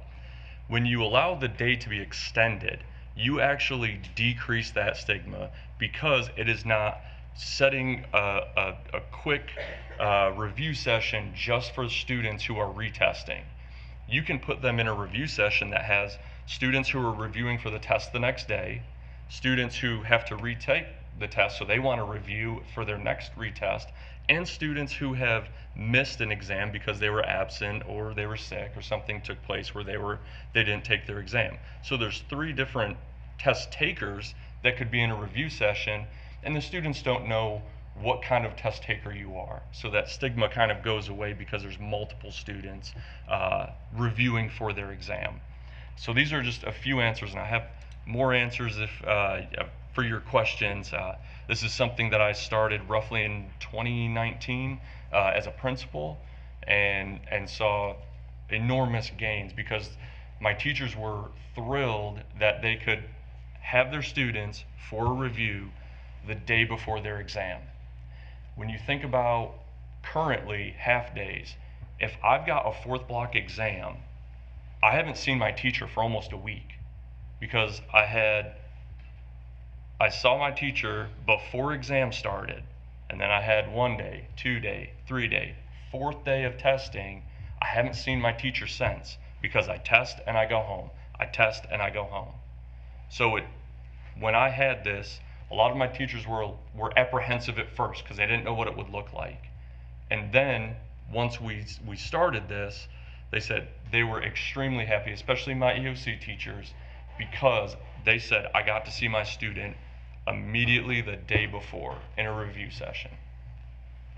Okay, yeah, I feel like there's a lot of logistics, and it's a really short turnaround time, and I know people have a lot to say, and so I definitely think that what Ms. Escobar said of putting it on action, just so that people do have the opportunity to ask more questions so that they can seek better understanding, because I do think that there's a lot of moving parts with little bit of time, and it has definitely taken staff members off guard for sure. Thank you, Madison, for sharing that. Catherine? Well, I've heard from a lot of past students, and they're not happy. And I really don't blame them. I mean, this is a time they look forward to. Some of them have already made plans to go work during those afternoons. It's also a time that seniors are saying bye to friends, and they enjoy their lunch. And being an elementary school counselor, I did a lot of retesting, and we try our best to protect that privacy, but kids are smart. Kids figure out who's being retested and who's not. One of the things I heard from kids, that I'm going to go and I'm going to pass my test, and I feel like I'm being punished to sit there. And I know with my own 2, they came home after exams They ate, they took a 2-hour nap, and then got up. You've got to have time to debrief. I mean, I just think I'm going to have a hard time supporting this, because when kids call me or kids text me, I listen to them. You know, again, I worry about those that need to work for college and afternoons, and I just think it's too late in the year to make this switch on kids, and I think they'll be resentful. And if they come to school with, you know, feeling resentful, they're not going to do their best. I think with this plan, the plan doesn't say that parents can't sign their students out after testing. And in my experience, a lot of my family, my parents, signed their students out after testing was over. I think what it allowed me to do as a principal was give that decision up to the parents, and that I wasn't necessarily making the decision for them, and that if I was allowing them to, basically what it boils down to is, I'm not running buses until the end of the day. At the end of the day, I'm running buses so that if students who want to stay and want to get a review session, they have the ability to do that if they ride the bus. If I send buses off campus at 11:30, I've taken that opportunity away from them. But parents can still sign their students out. And I will say, a lot of students and their parents signed out, but they knew that if I have, let's just say, Miss Smith, and they're a really good teacher, and I want them to have their review the day before their test, they kept their student in school. Miss Smith reached out to the parents and said, hey, I've got a review session, have your students stay. But I will say that when I had this, lots and lots of students signed out, and I had a system for that. And I was able to manage students signing out, because if they took their EOC and they passed it and they were taking a teacher-made exam that they could knock out of the park, then their parents signed them out, and that was fine. But we had a system, we had a way of making sure that students signed out effectively, properly, that it was managed and supervised, and that the students that really needed to stay and wanted to stay, that they had transportation home. And that's fine if that student drives, or you have a parent or grandparent who can go and pick up that student. But then I think about those freshmen who don't drive, parents are at work. You know, that's not equal, that's not fair to all students. Then I also feel sorry for the ladies in the office too, with all the sign-outs. And I understand what you're saying, but now also a parent can sign an exempt from retesting, correct? That's right. The parent So- can opt out of Okay, a retest. but then you're going to opt out and still be sitting there. And again, I'm going to go back to what Madison says. You're going to have some behavior issues then. And then if all these kids check out and leave, you're leaving teachers there with just a few students possibly. And I always, you know, I think that's time that teachers can use. It's wrapping up, the end of the year, graduation. I don't know. I just see a lot of concerns doing it. I mean, if we would wait till next year and really think all of this out, I might could support it. But it's just late in the year. Thank you, Catherine. Anybody else? Greg? I hear you. I appreciate the responses. Just going to throw this out there. If there are any teachers that are excited about this, I'd really love to hear it. Cabarrus.k12.nc.us. All right, let me know if you're excited about this, because that's not what I'm hearing. The other thing is, I'm not sure I caught the answer to Miss Little's second question, which was, what were the other options that we considered in arriving in coming to this as our conclusion? So the other options right now, because we're not participating in the summer retest program, because obviously there's a fiscal barrier that is in place for that, is that the students would proceed the way that we did first semester with trying to do retest as best as we possibly can. But obviously there is a limit in access to transportation. So if a student does want to take advantage of retest, we're going to try to work with the morning schedule as best as possible to be able to try to get that student retested. However, again, the data point we just showed was because of the lack of flexibility within our current schedule over 800 students did not have the opportunity to retest in the first semester. I think the second piece that really put us in providing this recommendation is that when we reached out to Job Alike colleagues, we're one of the few districts left in the region that doesn't have a full day during EOC windows for this very reason. So a lot of the other districts are solving for the ability to provide retesting supports and remediation, as well as teaching opportunities for students in moving to the full day. The only thing I would add is this offers two helpful components both to schools and to students. One, if I am, to Mr. Palmer's point about that first period, second period, third day, fourth testing schedule, if I'm teaching my fourth period class, I may not have seen them for at least for upwards of a week, right, from the last time that we had a normal school day. Students in our current standing is they would have tested first period, and then second period, and then third period, and then we have a weekend, and then fourth period they come to me, and this allows me to see the students the day before the test. So I feel like that's a helpful benefit to our students. I have not looked at the data across period 1 versus period 2, 3, 4 to see if students do better, but this gives me another touch point on my students as a teacher, whether it's an EOC class or whether it's a teacher-made exam. The second piece that should be considered is, and I lost my train of thought. I'll remember that in just a minute. Happens to me all the time. Not for nothing, another concern I have is that it sounds like what we're doing is we're cramming, and that doesn't transfer to long-term memory, or usually does not. And so my concern is we're supposed to be always making decisions about what's in the best interest of kids. This sounds like this is something in the best interest of our metrics, and so I'm a little bit concerned about that as well. I would say too, we prepare students all semester long, and right before we want to make sure, hey, don't forget these things. And for me, as a sports analogy, I would rather play in a double elimination tournament than a single elimination tournament. And I know after coaching my girls this weekend, we lost in the second round, that after that loss, if they came to me and said, hey, I really had trouble doing these 3 things during that contest. And I said, all right, let's sit down and work on that again. And then we're going to go back in and have another contest. And I can say that I feel confidently that they would be much improved. And what does that mean for student outcomes? That means they could make proficiency on their EOC. It means they could make a passing grade in their class so they don't have to go to summer school. So that they could be maybe eligible now for credit recovery so they don't have to repeat the whole course. These are outcomes that we're trying to support and support our students if we have the time to do it. Okay, thank you. With that, I think. Can I ask one more question about teachers? Last question. Okay. So the teachers, they're working on report cards and graduation verification.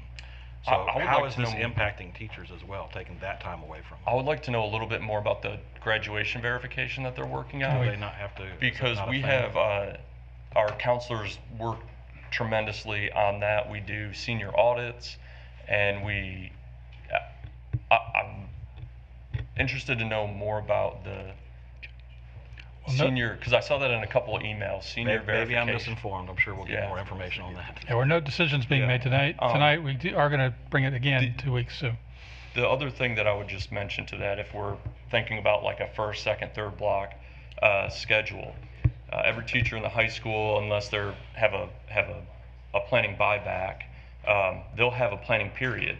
So let's say I've got on Friday, I've got second block in the afternoon. Well, I've got second block planning. That entire afternoon I will have to plan. So we're not taking every single second of that teacher. They still have that planning time of their planning for the entire half of that day. And in addition to the very last day of testing, that's a half day. So those are 6 hours that teachers would have to plan. Okay, thank you. Okay, thank you very much. It's been, we've been talking for. Okay, go ahead. Just from like practical things, that's when graduation is normally practice. Mm-hmm. Or how would you handle that? If the board decides to pass this, then I've already drafted a graduation rehearsal schedule. I guess that is a concern too. So, okay, we will discuss this again at our business meeting before we vote. We'll also have the public will have an opportunity to weigh in as well. Let's move on to our final 2 items. It's on the action agenda, yeah. Pam had requested that earlier. 7.12 is the approval of low bidder for the WES chiller replacement, and 7.13 is approval for the low bidder for the Rocky River Elementary School chiller replacement. Same contractor? Yes, sir. These are projects that have already been approved. The budget's already been processed. We have the funding in hand. They've been designed, as you can see from the narrative, and please bear with me, I'm still recovering. I'm going to try to make it through this without coughing. For the wine coffin, we went through and low bid was $473,000, and I wanted you to note that this is a favorable bid and came in really well for us. We had a lot of bidders on this particular project and the next one that we're going to discuss, which is looking really good for all of our projects moving forward. This is also, I'd like to note, one of the projects that came from our hybrid list that we created. So we have discussed this quite a bit. This is where we're going to replace the heart and the brains of that HVA system at Wyckoff and Rocky River. I think it's important to note that there was from the lowest bid to the highest bid, you had a spread of $608.02. That's a pretty wide variance. So all it matters is who really wants it. When you see those really low prices, you've got a company out there that really wants to work. And we're fortunate when we have that. It's pretty much the same thing with the Rocky River. We got a price of $467,700 on both of those. We are recommending that you approve the low bid of Jeff Hargett Incorporated.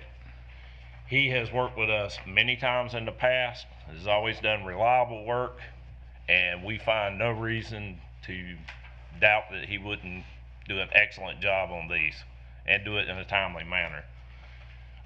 Just so you know, there's a 28-week lead time. So long as that lead time bears true, then we will probably shut the chiller down during the winter time and replace it once we've went to heat. Once we go to heat mode, then we have plenty of time over the winter to get it changed out, and it should not interfere with any school operations at either site. What school has this company worked at before? I believe it was Concord Middle they did some work for us, and Concord High School as well. Okay. Any other questions? Are we okay with putting these on consent? Go ahead, Greg. Of all the bids, there was only one on each of these that was under our budgeted amount.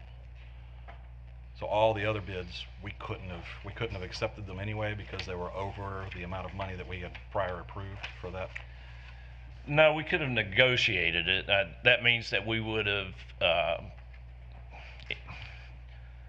they call it value engineering, but what it really means is we would have found a way to either do the work ourselves in-house, which is very likely, especially for the HVAC stuff, because we have a very talented facilities maintenance team. Or we would have changed some of the items to make that price. And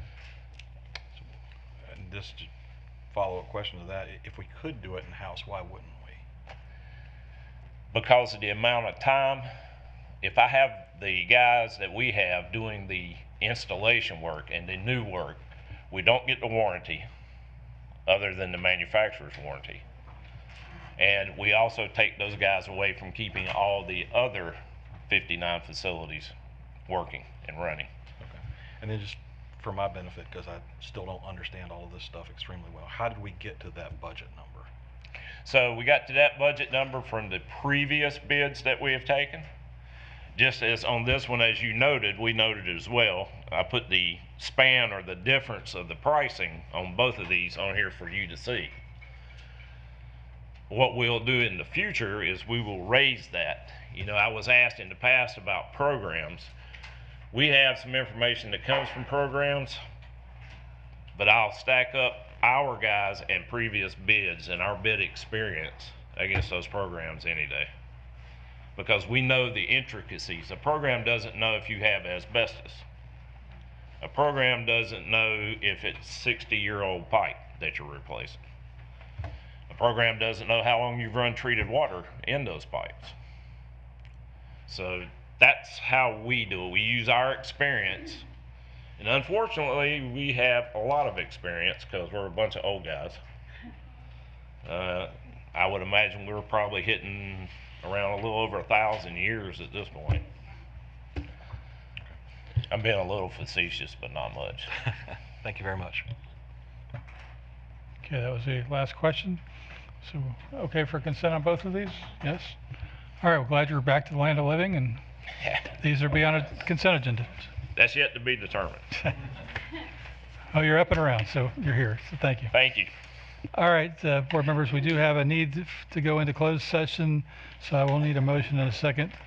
To A, consult with an attorney to preserve the attorney-client privilege, and to review our legal cases. And what was the third one? To consider confidential personal matters pursuant to the general statute 143-318-11.